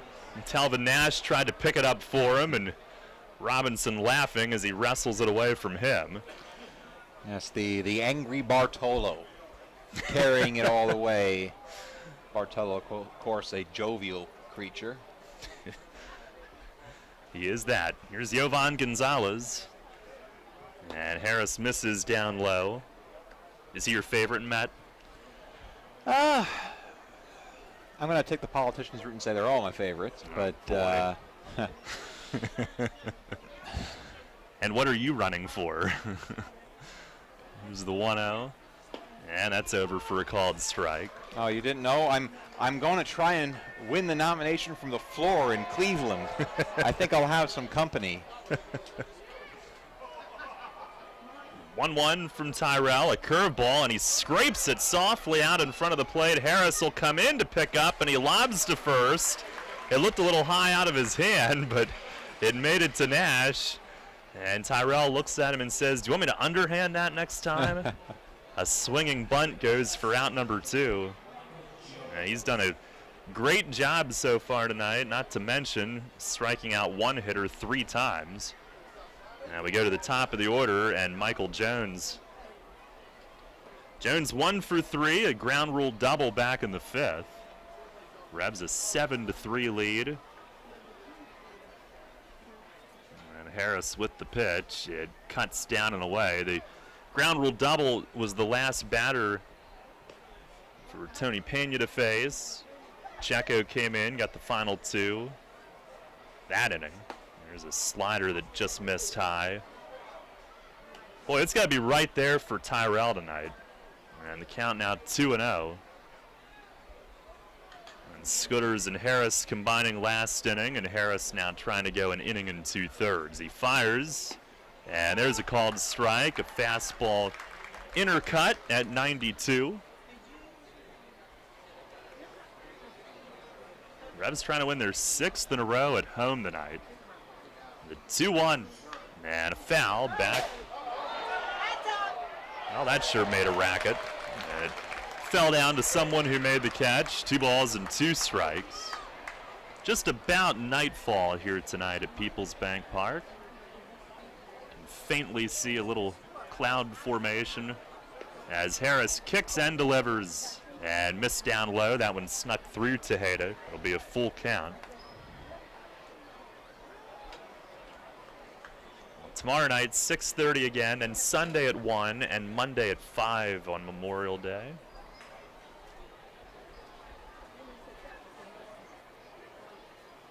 Well, Harris with the payoff pitch, swinging a pop-up foul. Nash charging toward the stands from first, but out of room. It lands about 4 rows in. Tomorrow night, we'll see Calvin De La Cruz against Lancaster County native Darren Gorski, former Mets prospect and a Donegal product. Harris deals again, and a pop foul. This will get out of play off to the right. Tomorrow night, post-game fireworks presented by AAA. Sunday is Princess Day with Anna and Elsa, and Monday is Salute to Veterans on Labor Day. Tickets on sale, YorkRevolution.com. Now Harris winds again. Pitch is swung on and belted deep to left. Rocket will turn and look, it is gone. It clears the tip of the newspaper out on the far end of the arch nemesis in left. The Patriots with their 2nd home run tonight. And Gonzalez and Jones have each now hit their 1st of the year in this game. It's a 7-4 Revolution lead. Oh, that's why you get those extra runs. Yeah, they don't hurt. Both those home runs, no doubters over the arch nemesis. Well, Harris had retired his previous 4 first base runner, and he rounds the bases. Here's Aaron Eggleston, who takes a strike. Eggleston 2 ground outs and a pop-up. Somerset 2 homers, the Revs with 3. Pitch to Eggleston is swung on and missed.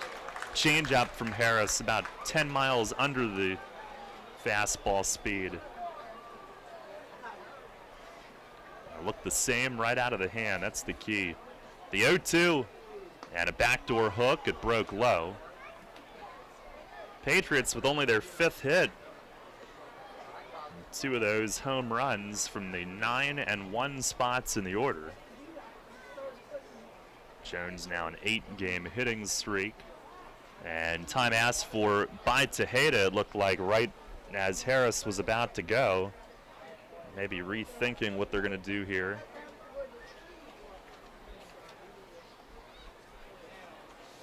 And now it'll be a 1-2. And he swings and pokes a foul, reaching for it. Served it right over to his dugout, third base side. Eggleston very briefly called this place home at the end of 2009, but then went back to, at the time, the Northern League. Harris delivers again, and a swing and a foul the other way. Out of play off to the left. One of the reasons for Somerset's struggles, they are 0-6 against Sugar Land, who just swept them. The Revs trying to pick up their first win against Somerset this season tonight. And now time asked for again, right as Harris was ready, this time by the hitter. Now another 1-2, and a swing and a little tap foul over toward Eric Ferris, who's on deck. So after retiring the first 4, the last 2 batters have really made him work. Jones homered, and now Eggleston is continuing to scrap. 33rd pitch of the outing for Harris. Here it comes, and a curveball, a swing and a foul tip right at the plate. Well, they probably won't be using him tomorrow.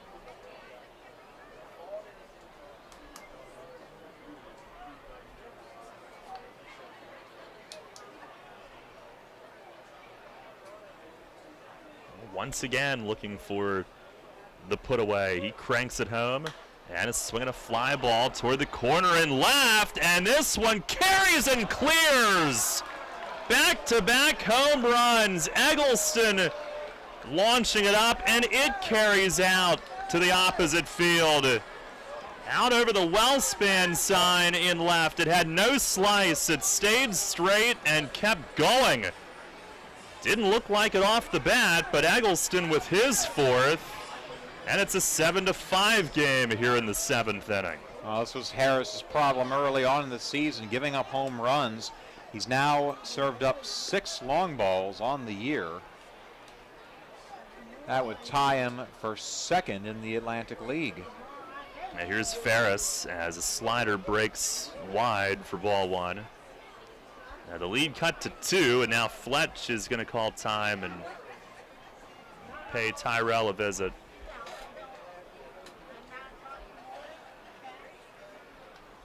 Each team with 3 home runs tonight.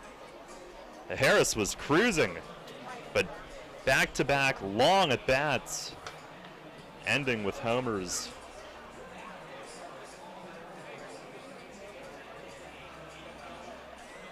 How's your internet, Will? It's good. How about yours? Well, I was going to ask if you wanted the York Mitsubishi out on the scoreboard. I can do that. At some point. Here we go. Top of the 7th from Long Island. Ducks down 6-0 against New Britain. Bottom of the 5th from Lancaster. Barnstormers up 6-2 over Sugar Land. So if everything holds right here, the Revs will take sole possession of first place. Bottom of the 6th from the Harbor Yard in Bridgeport. Bluefish down 5-1 to Southern Maryland. All right, thank you, Will. No problem. 1-0 on Ferris, who fakes a bunt, and Harris just missed outside. Harris against Ferris, and it's 2-0. That rhymes. This is the 2-0 pitch. Swing, and he just got a piece foul. That actually, I think, bounced off Tejeda and out along the third base line. Well, Tyrell trying to slam the door on the inning and keep a 2-run lead. Into the 8th, at least 2 runs. Pitch is down and away, 3 balls and a strike. And now he is also at 38 pitches, so this has gotten longer than they would have preferred for him.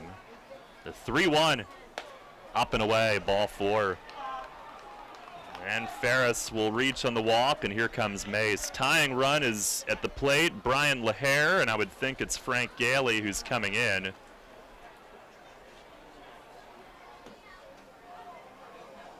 Now Harris retired the first 4, but then back-to-back homers and a walk. And a pitching change here in the 7th inning, brought to you by Maple Donuts. And nope, it appears that it's Ricardo Gomez making the walk in. Well, and they probably didn't expect having to face LaHare and potentially Snyder in a critical spot this inning, as Harris was cruising and seemed to have the 7th inning under control, but back-to-back home runs. So it's Gomez who was getting ready, and he comes in. Pitching change brought to you by Maple Donuts in a big spot. He'll be facing Brian LaHare as the tying run with a runner at first. And if it gets past LaHare, Brad Snyder, another lefty. Gomez now making his 12th appearance of the season. He is 0-0, 1.58 ERA. He's been one of the most consistently good arms in the bullpen for York. Last pitch 5 days ago in New Britain. Scoreless inning. Gave up a hit and struck out a man. Now he'll go through his warm-ups. Patriots, over the years, one of their hallmarks has been comeback ability. And they're an angry bunch, a frustrated bunch, and you don't want them smelling blood in your place. Gomez will try to restore some order and slam the door on the inning here. LaHare, who got off to a slow start this season, he came in tonight up to 274. Had been pretty hot the last couple of weeks. He is 0 for 3 tonight. This game started with Pena going 4 1/3. He was charged with 3 runs, 2 earned. Revs led 2-0 after 1 on Guzman's dead center homer, then 6-0 after 2, scoring 4 times in the second, including a Tejeda 3-run homer. At 1.6-0, the lead now cut to 7-5. Somerset 1 in the third, 2 in the fifth. Tejeda's homer getting 1 back in the sixth, but now the Patriots with 2 here in the seventh. So here we go, Gomez ready. Tying run at the plate. Runner goes from first, and the pitch to LaHare is over for a strike. They paid no attention to Ferris, who dives in with his 8th steal. No throw, nothing. Completely focused on the hitter here.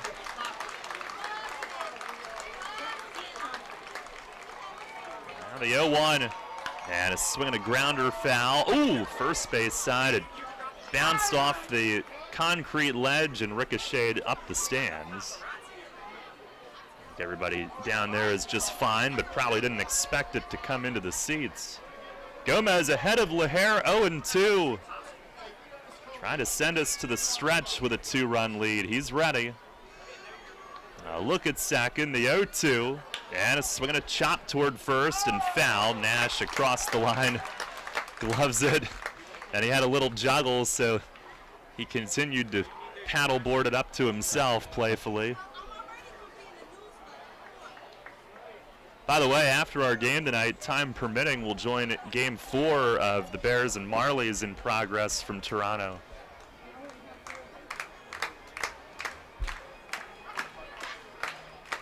So we can get a score on that one. Hershey's down 1-0 in the second period. About 8 minutes to go. Thank you, Will. 0-2.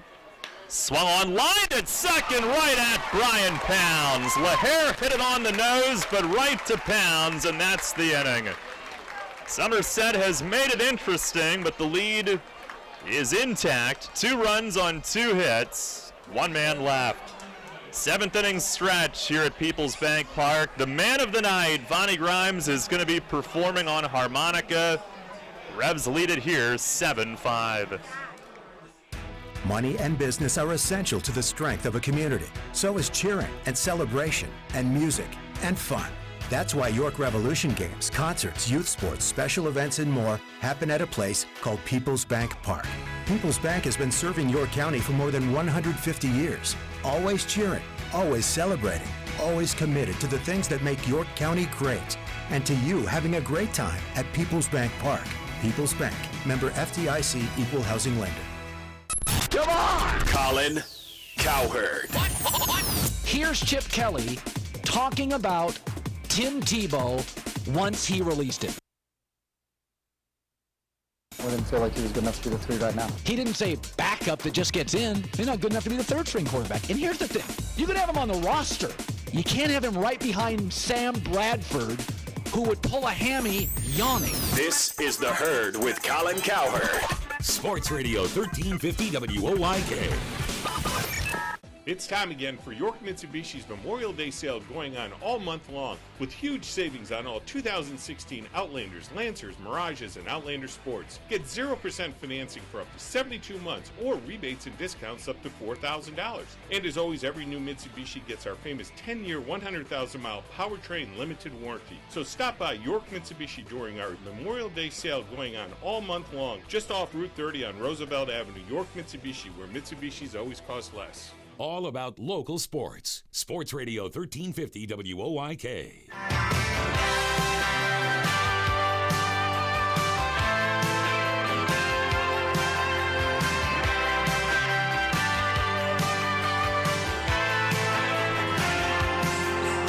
Revs lead at 7-5 as we go to the bottom of the 7th inning. Bonnie Grimes, the performance here on his night. The music box giveaway. And at right-hander, Gus Schlosser is the new pitcher for Somerset. Jeremy Horst, a laborious 6 innings. And Joel Guzman, who started the offense back in the first, will lead things off. Pitching change brought to you by Maple Donuts. First pitch of the inning is a called strike. Down and away on Guzman. Schlosser, a slinging right-hander. Big frame, he delivers from a 3/4 slot, kind of steps at the right-hand hitters. Guzman on base every time tonight. Here's the 0-1, and it misses in the dirt. He's homered, walked, and singled. Jeremy Horst, 6 innings, 8 hits, 7 runs, 6 were earned. He walked 2 and struck out 5 with 107 pitches. It's a season high in runs. Schlosser deals and a swing and a miss on the slider. Previous high for Horst was 4 runs in his last start. Came in 2-0 with a 2.72 ERA. The Revs were facing a tough customer tonight. They have the lead into the late innings. Pitch to Guzman is outside, a fastball at 92.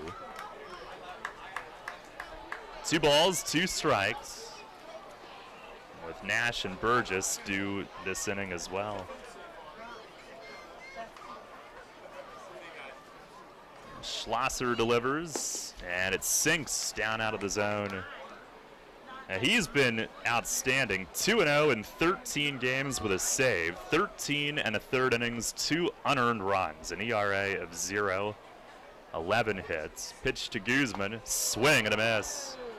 And he got him on a 3-2 fastball, 91 on the gun. 1 down in the 7th. We'll pause for station identification. First in York. First in sports. Your only local sports station. The new Sports Radio 1350. WOYK, York, Pennsylvania. 1 down, bottom 7. Revs lead at 7-5. Here's Talvin Nash. Has a 6-game hitting streak at stake. He's 0 for 3 tonight, 2 strikeouts and a flyout. First pitch is down and away. Slider from Schlosser.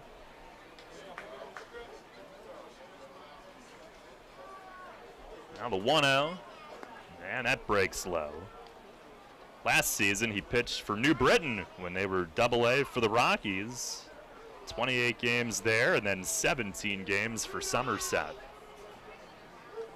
Delivers, and a high chopper, left side of the infield. Back on it is the shortstop, Jones, and his throw is late. Nash beats it.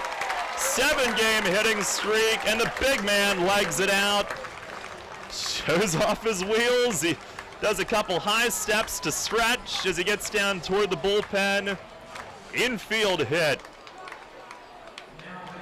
Boy, he's no one-trick pony. He can hit for power, he can hit for contact, he can even leg it out if need be. I think I felt the ground shake as he was doing it, but that's an entirely different point. He just ran the 40. 1 on with 1 out. Here's Michael Burgess. First pitch is down low for ball 1. Burgess 1 for 3 tonight.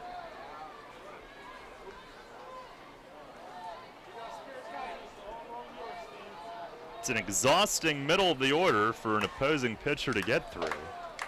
1-0 is off the plate away. Schlosser appeared in 15 big league games with Atlanta 2 years ago. Now 27 years old, 17th round pick of the Braves in 2011. 2-0 pitch is off the plate outside. His ERA in the majors was over 7.5, but he got there and got in 15 games, 17 2/3 innings. And the next one is in at the knees, a strike on his championship winning teammate with Somerset last season, Michael Burgess. 3-1. Nash the lead from first, and the righty's pitch is swung on, hit in the air and right. Off the end of the bat, though, backing up is Brad Snyder, and he'll make the grab. And Burgess sounded like that bat cracked. He knew he didn't get it, and never dropped the bat as he ran down to first. Everybody's doing Bartolo today.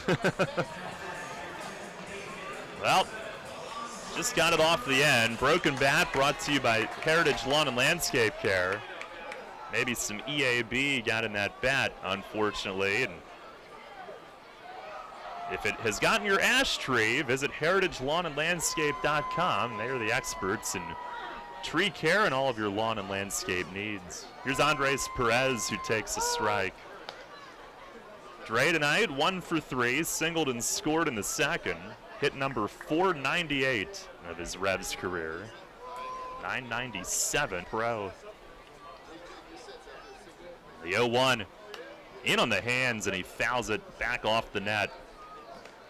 Revs a 7-5 lead here in the bottom of the 7th inning. And got somebody else getting ready down there for the 8th. Probably DePaula, if I had to guess.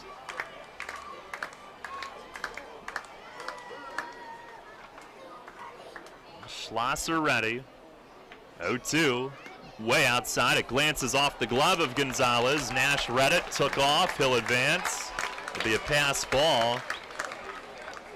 Went about halfway back, and Nash able to move up. Gonzalez was set up in, and it wasn't that far outside, but he had to reach and kind of cut himself off. Yeah, it is probably DePaulo, who's had a day off and only threw 14 pitches when he did pitch on Wednesday.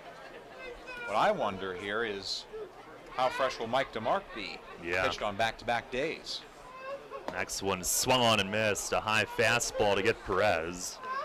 And a scoreless 7th inning for Gus Schlosser in the bottom of the 7th. No runs on one hit and one man left. It is on to the 8th. And it's going to be Frank Gailey. Revs lead it 7-5. The more we help the ones in need, the more progress our community will make. By focusing on quality education, income opportunities, and basic health care, all of York County can have access to the building blocks of a good quality of life. Together we can load the bases for our community and hit a home run. Give generously to the 2016 United Way Community Fund. Find out more and give now at unitedway-york.org. Does your wealth advisor know how you take your coffee? At Smith, Mayer & Little Wealth Advisory Group, we genuinely get to know our clients, from their interests, goals, and dreams, right down to how they like their coffee. By understanding our clients on a personal level, we help them make wise financial decisions. In us, you will find a trusted confidant dedicated to your financial success. Smith, Mayer & Little, a wealth of knowledge about wealth. Get to know us over a cup of coffee, or visit us at financialjava.com. Janney Montgomery Scott, LLC. Member NYSE, FINRA, and SIPC. Come and celebrate 10 years of York Revolution baseball with the Celebrate York Series presented by Memorial Hospital.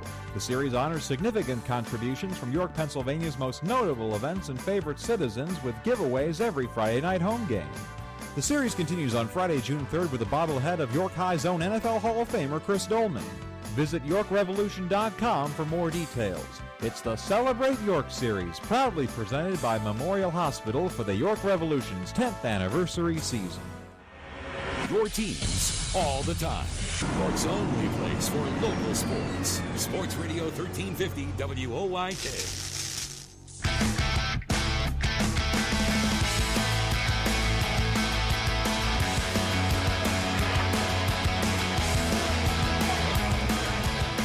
Top of the 8th, and with Brad Snyder leading off for Somerset, and actually 3 of their first 4 hitters this inning are left-handed. Well, 2 of the 3, and then a switch. It'll be Frank Gailey who comes on. Pitching change brought to you by Maple Donuts. A 2-run lead. And Snyder 0 for 2, 2 strikeouts and a walk tonight to get things started. Gailey a deep breath and ready to go. Lefty on lefty. First pitch is high and tight. Faced 2 hitters yesterday, got both.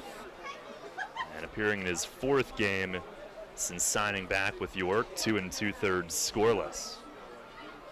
Here's the 1-0 curveball that breaks across for a strike. Good Friday night crowd here at People's Bank Park, 35-52. They certainly give away the bobbleheads. Fastball, that's over for a strike called. Gailey ahead, a ball and 2 strikes. 7-5 York beginning the 8th. 1-2, and a high fly ball right field. Michael Burgess trotting back, eyeing up his surroundings, still backpedaling, and he's got it. That thing just kept going. Snyder got under it, fortunately, and there's one down in deep right center here in the 8th. Burgess kind of drifting with it the whole way. He had it all the way, and he had time to peek around and see how close the wall was, and very calmly backing up, he made the catch, but ball is really carrying tonight. Here's Matt Fields. And the pitch from Gailey swings and rolls one over past the diving Guzman at third. It finds the hole and into left. Now facing the lone righty due up this inning, and he nearly got Fields to roll over one first pitch, but he did find the hole past Joel's dive. And here's Carlos Guzman now as the tying run. That was one of those in-between ground balls. Guzman had caught up to it close enough that he couldn't reach on a dive, but he wasn't close enough to get it to it standing up, so a halfway dive, and it went under him. Pitch to Carlos Guzman is over for a strike. That's splitter from Gailey on the inner half. Lefty again. Carlos 1 for 3 tonight.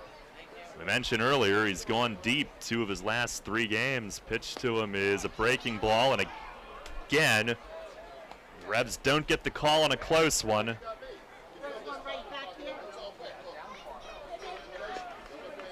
One and one on Guzman.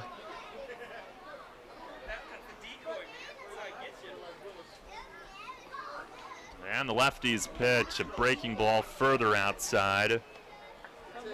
Guzman started to step toward it, but held off. Really having trouble calling that pitch tonight.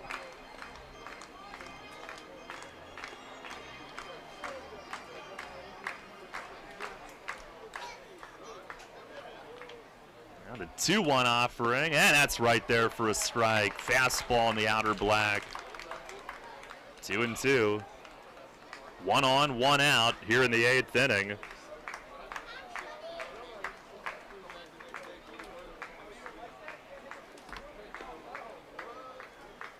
Gailey nods yes, and the pitch. Swing, and he got in on him. He floats it to shallow left, and it's going to drop. A bloop hit. How rotten is that? Gailey made a great pitch right on the knuckles, and Guzman bloops it into shallow left over near the line. Somerset with 2 on and 1 out. They keep on coming in this game, and now it's Trayvon Robinson. Revs do have someone up, presumably DePaula, but they're going to let Gailey face Robinson. Maybe they want him hitting from this side of the plate. Here's the stretch from Gailey. First offering is down and away. Robinson actually has had better success from this side. 302 off lefties. Just 211 off righties, but Mace likes this matchup.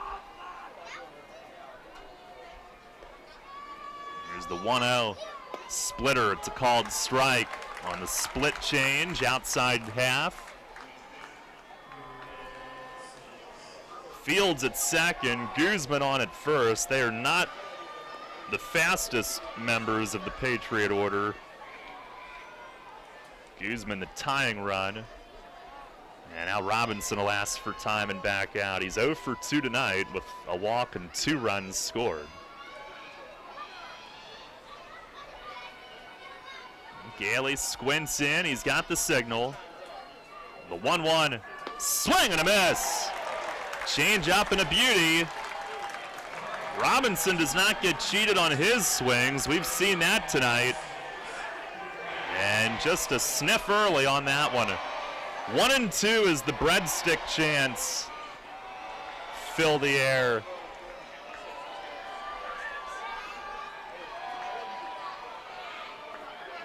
Gailey into his stretch. A 1-2. And it darted outside. He tried the splitter again. 2 balls and 2 strikes.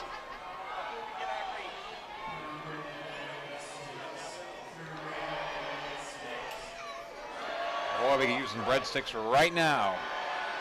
Yeah. A long look in, and Robinson will ask for time. Jovan Gonzalez, who's had a good night, is on deck. Trying to preserve the lead. The 2-2. Breaking ball inside, almost hit him. Gailey with all those splitters tailing away, and Robinson reacted to that breaking ball very late. Almost ran right into him. A full count.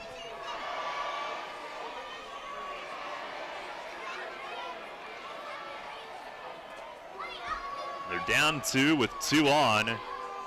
Somerset is. Gailey the pitch. And a swing and a pop-up foul into the crowd.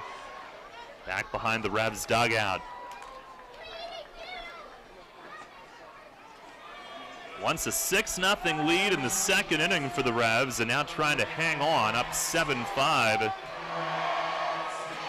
Been outscored 5-1 since the third.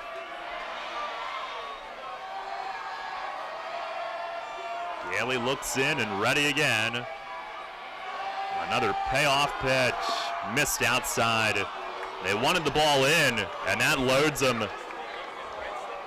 2 singles and a walk, a seeing eye single, a bloop single, and now the walk loads the bases.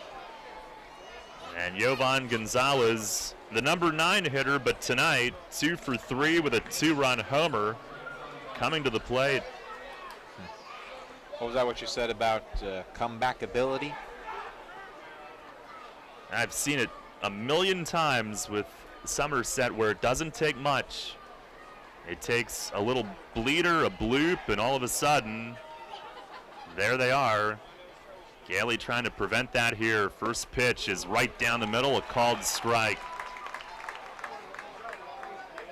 I'm a little surprised Mace hasn't gone to DePaula or some right-hander. You got 2 right-handers in a row right now.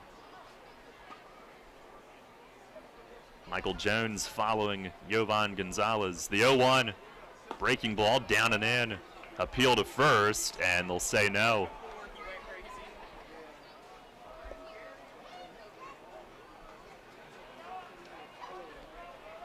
Now, unless he is resting DeMarc tonight and is saving DePaula for the 9th, hopefully. The 1-1 fastball missed up and away, and Gailey not overly pleased that he didn't get the call. Sure has not been the world's biggest zone tonight. Like trying to fit an elephant through the needle of an eye. Eye of a needle. Camel. Boy, I really messed that one up, didn't I?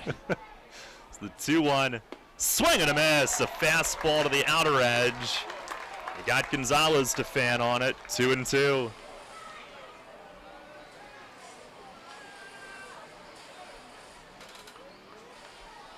Bases loaded, 1 out. And time asked for by the hitter, right as Gailey was coming set. A lot of cat and mouse between hitters and pitchers tonight. And Gailey ready again. The 2-2, swing and a miss. He struck him out on a fastball up and away. And 2 down here in the 8th. Not out of the woods yet, but big second out. And now Michael Jones, who's in the leadoff spot because of how hot he's been. Now on an 8-game hitting streak, hitting over 500. Tonight he's 2 for 4 with a double and a homer his last 2 times up. Pitch from Gailey, a changeup called strike. Revs up 7-5. Bases loaded, 2 outs in the 8th. Trying to hang on to a lead. Gailey now. The 0-1. Swung on, line foul, way off to the right. Down at the end of the suites. And ahead of Jones, 0-2. Gailey trying to get this one to the 9th inning with the lead. Leans forward, looks in, he's ready to go. The stretch, and the 0-2. Swung on, looped foul the other way and right. And that'll land in section 1 as it rattles off some seats.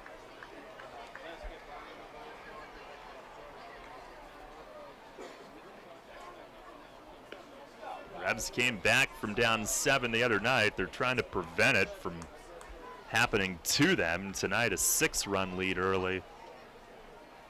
Gailey to the belt. They set up in another 0-2. It's swung on and missed. He struck him out. Tejeda, big fist pump as he called for it in, and Gailey put it right there to whip him. What a job to get out of it. He leaves the bases loaded in the 8th against the Patriots' hottest hitter. No runs, 2 hits, 3 men left. We go to the bottom of the 8th inning. Still 7-5 York. Wednesdays are the worst. I've got to get the kids to school in time, to get to work, then it's just one long day of meetings. But hey, at least I don't have to worry about making dinner. Kids eat free with People's Bank. Save money at every Wednesday home game. So now when the Revs are in town, I just pull into a People's Bank, pick up that week's coupon, and dinner is done. Revolution Wednesdays? Awesome. Revolution! Thanks to People's Bank, kids eat free at every Wednesday home game. No need to be a People's Bank customer. Just pick up your coupon at any People's Bank branch and do dinner at People's Bank Park. 1 coupon per child per game. Payne doesn't take Sunday off. Neither do we. We're open weekdays 8 to 8 and weekends 9 to 6. Just walk into WellSpan Urgent Orthopedics, 2319 South George Street in York, across from the Apple Hill Health Campus. Visit wellspan.org/urgent orthopedics today. This Sunday, join the York Revolution for Princess Day. Meet Anna and Elsa of Frozen from noon to 2. Play in an inflatable castle. Make your own crown and enter to win a drawing of Elsa in a Revolution jersey. Get details and tickets at YorkRevolution.com. Princess Day, where People's Bank Park is an open door. Struggling to find quality IT help for your business? Tired of being sold solutions from companies helping their bottom line more than yours? Sick of your calls being answered overseas? SoCo Business Solutions is your answer to maintain your current environment, redesign your infrastructure, provide local responsive support, and keep your data safe. Contact SoCo at 717-505-8080 and let us be your IT solutions provider. That's 717-505-8080 or online at SoCoBusinessSolutions.com. The Revolution plays here. Sports Radio 1350 WOYK.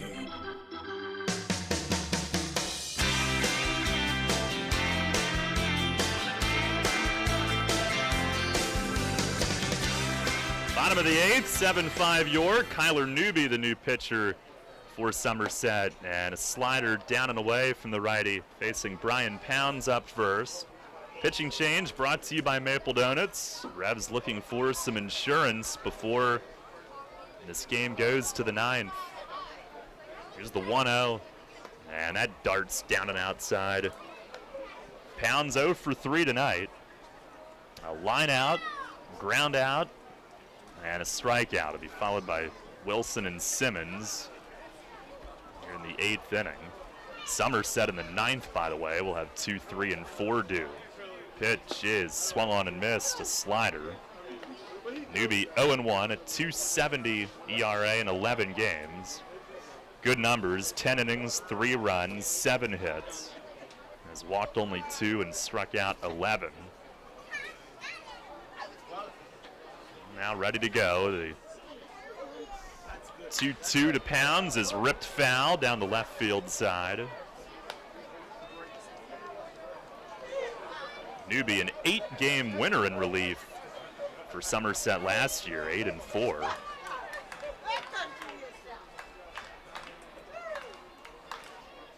Third straight year with Somerset.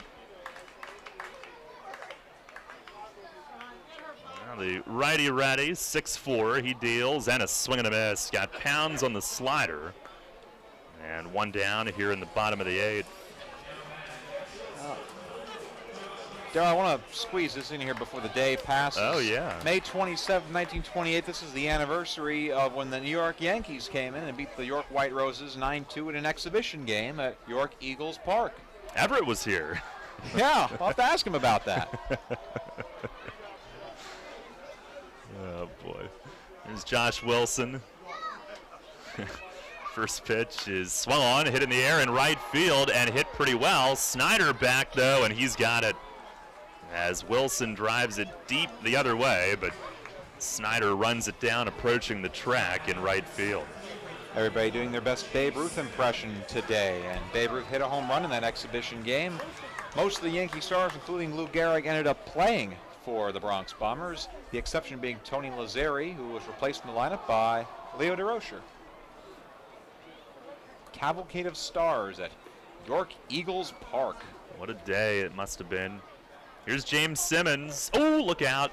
He got hit. Fastball up and in, and he started to turn like he was going to swing and then couldn't get the hands out of the way. Glanced off, I think, his right forearm, and they appealed at first to make sure he did not swing, and he did not. Chong will meet him down there. Jason Repko coaching at first also will meet him. As right near the hands, actually, near the knob of the bat, watching the replay. And maybe glanced off the right wrist. Yep, Everett was there back in 1928, and he was probably yelling the Somerset chant back then. 88 years ago. Let's leave that in Jersey. Here's Isaiah Tejeda, who takes down and away. We go there enough, Everett. Don't need that here. I knew I only had to mention his name and he would pop up here yes, in front of the booth. Like Beetlejuice. Pitch to Tejeda, swing and a miss on a slider. Yes. We did have the endless Piano Man rendition when we were at Somerset. And that song's pretty endless as is. Well, we were stuck on a verse that night. The 1-1 and a slider that's over for a strike. That's better than the alternative. I've heard some radio edits where they skip straight from there's someplace where he'd rather be to the waitresses practicing politics. Sacrilege, I tell you. Sacrilege! You don't do that to Billy Joel. Another thing I know to mention when I want to get you fired up. Radio edits and leaving the game early with kids. It was a check swing on a ball in the dirt, appeal to first, and Tejeda held. What a night for him. 2 for 4, a 3-run homer to right in the second, a solo shot to left center in the 6th. He hasn't hit a home run in 2 innings, so I think he's due for another. He could hit 40, but he'll never get that one back from Lancaster that they screwed up. Yeah. So he's just going to try and get them all right now. Runner goes. Pitch is a slider. Strike 3 called, and Tejeda knew it. So we will head to the 9th with the score as is. No runs, no hits, and one left. And to the 9th we go, and it's DePaula. They will rest DeMarc tonight. DePaula coming in. It's the Revs 7 and the Patriots 5. Kids today, with Facebook, texting, TV, and video games, seems like fresh air and sunshine are things of the past. Remember playing catch, climbing trees, wholesome backyard fun? Heritage Lawn and Landscape Care remembers, give them lush grass, healthy trees, the good old outdoors. American is baseball and apple pie. Kids have every reason to stay inside. Don't let your lawn be one of them. Heritage Lawn and Landscape Care, world-class care right in your backyard. 717-292-9994. Money and business are essential to the strength of a community. So is cheering and celebration and music and fun. That's why York Revolution games, concerts, youth sports, special events, and more happen at a place called People's Bank Park. People's Bank has been serving York County for more than 150 years. Always cheering, always celebrating, always committed to the things that make York County great. And to you having a great time at People's Bank Park. People's Bank, member FDIC, equal housing lender. What if I told you your family of 4 could have an all-inclusive outing for only $55? The York Revolution are telling you that right now. The Family Fun Pack includes 4 flexible ticket vouchers to be used whenever you'd like, 4 food vouchers for hot dogs, chips, and drinks, 2 playground wristbands, and a parking pass. Again, $55. Have more than 4 in your family? Additional tickets and food vouchers are only $10. Buy online at YorkRevolution.com, over the phone at 801-HITS, or in person at the Apple Chevrolet ticket office. Your home for Revolution Baseball. Sports Radio 1350 WOYK.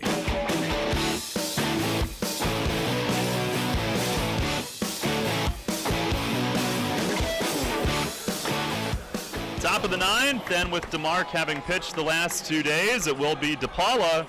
Pitching change brought to you by Maple Donuts. 2, 3, and 4 due up for Somerset. Eggleston, Ferris, and LaHare here in the 9th inning. 7-5 Revs lead that DePaula will try to finish off. He appears in game number 5, 3 2/3 scoreless innings thus far. And Eggleston to get things started. First pitch is inside for ball 1. And this goofball's been waiting all night for this chance. And with Will down near the dugout as DePaula pumps in a strike. We have a special guest here in the booth. Who? Hello, Daniel. Hello, Daryl. It's pleasant to hear you again. Eggleston shortens to show bunt as DePaula misses up and away. Seeing you may be something else, but hearing you was pleasant. The one-time Revs broadcaster who it's like the gift that just keeps on coming back. That keeps hijacking broadcasts. No, it's great to see you. Great to have you here this weekend visiting us again. Always a pleasure, Daryl. Always a pleasure. The 2-1. Swinging a foul tip squeezed into Tejeda's glove. Well, maybe like Sunday, maybe we can have you on pregame to find out what's going on. But how are you in general? I'm well. Good. I am very well. Aberdeen again this summer? Aberdeen again this summer. We have a real radio station this year. Pitch here is swung on and popped up. Guzman into foul ground at third. He's got it, and there's one away. Is this DePaula? DePaula indeed. I remember him. You were with me when we found out that he had signed with the Orioles. I was. He went to Bowie. I went to Bowie and then spent a day up in the major leagues. That's right. It was a proud day for us all. He went from like 30 days in the minors up to the major leagues. Here's Eric Ferris. DePaula quick pitches him, and it's a slider for a strike. Ferris was hanging out in the box and wasn't ready. DePaula took liberty. Defend yourself at all times. Next one is swung on and driven to right. It sends Burgess back, and he's got room. Puts it away for out number 2. And I don't think Ferris is too happy.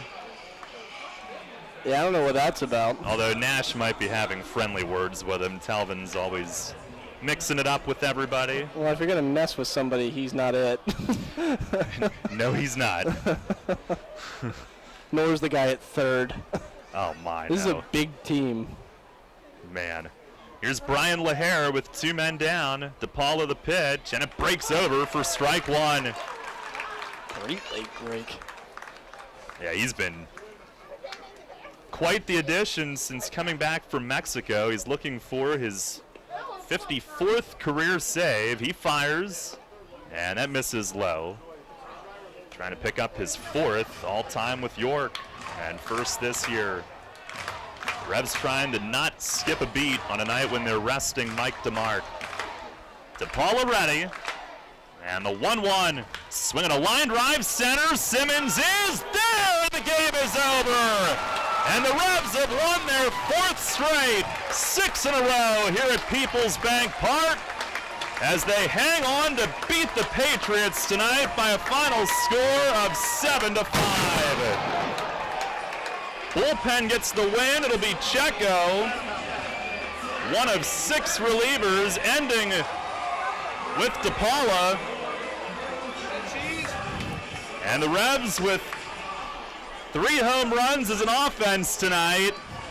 3 more for the league's top power hitting club, who's now 21-14 and 14-4 at home. Big win to beat the Patriots, whose struggles continue, and especially big for the Revs, who had the big lead early and had to hang on late. And as they file off in victory formation, I know Will's got his sights set on somebody. Isaiah Tejeda, who hit 2 home runs, and Will's going to get a hold of him down in the field. Our Griffith, Strickler, Lerman, Salamis, and Calkins player of the game. Jason Repko there to hijack the interview as well. As always usual. A kid. And let's send it down there now. All right, Darryl, Isaiah Tejeda, 2 home runs tonight, his first 2 of the season. Zay, let's talk about the first one, the 3-run homer. What were you looking for? What did you get?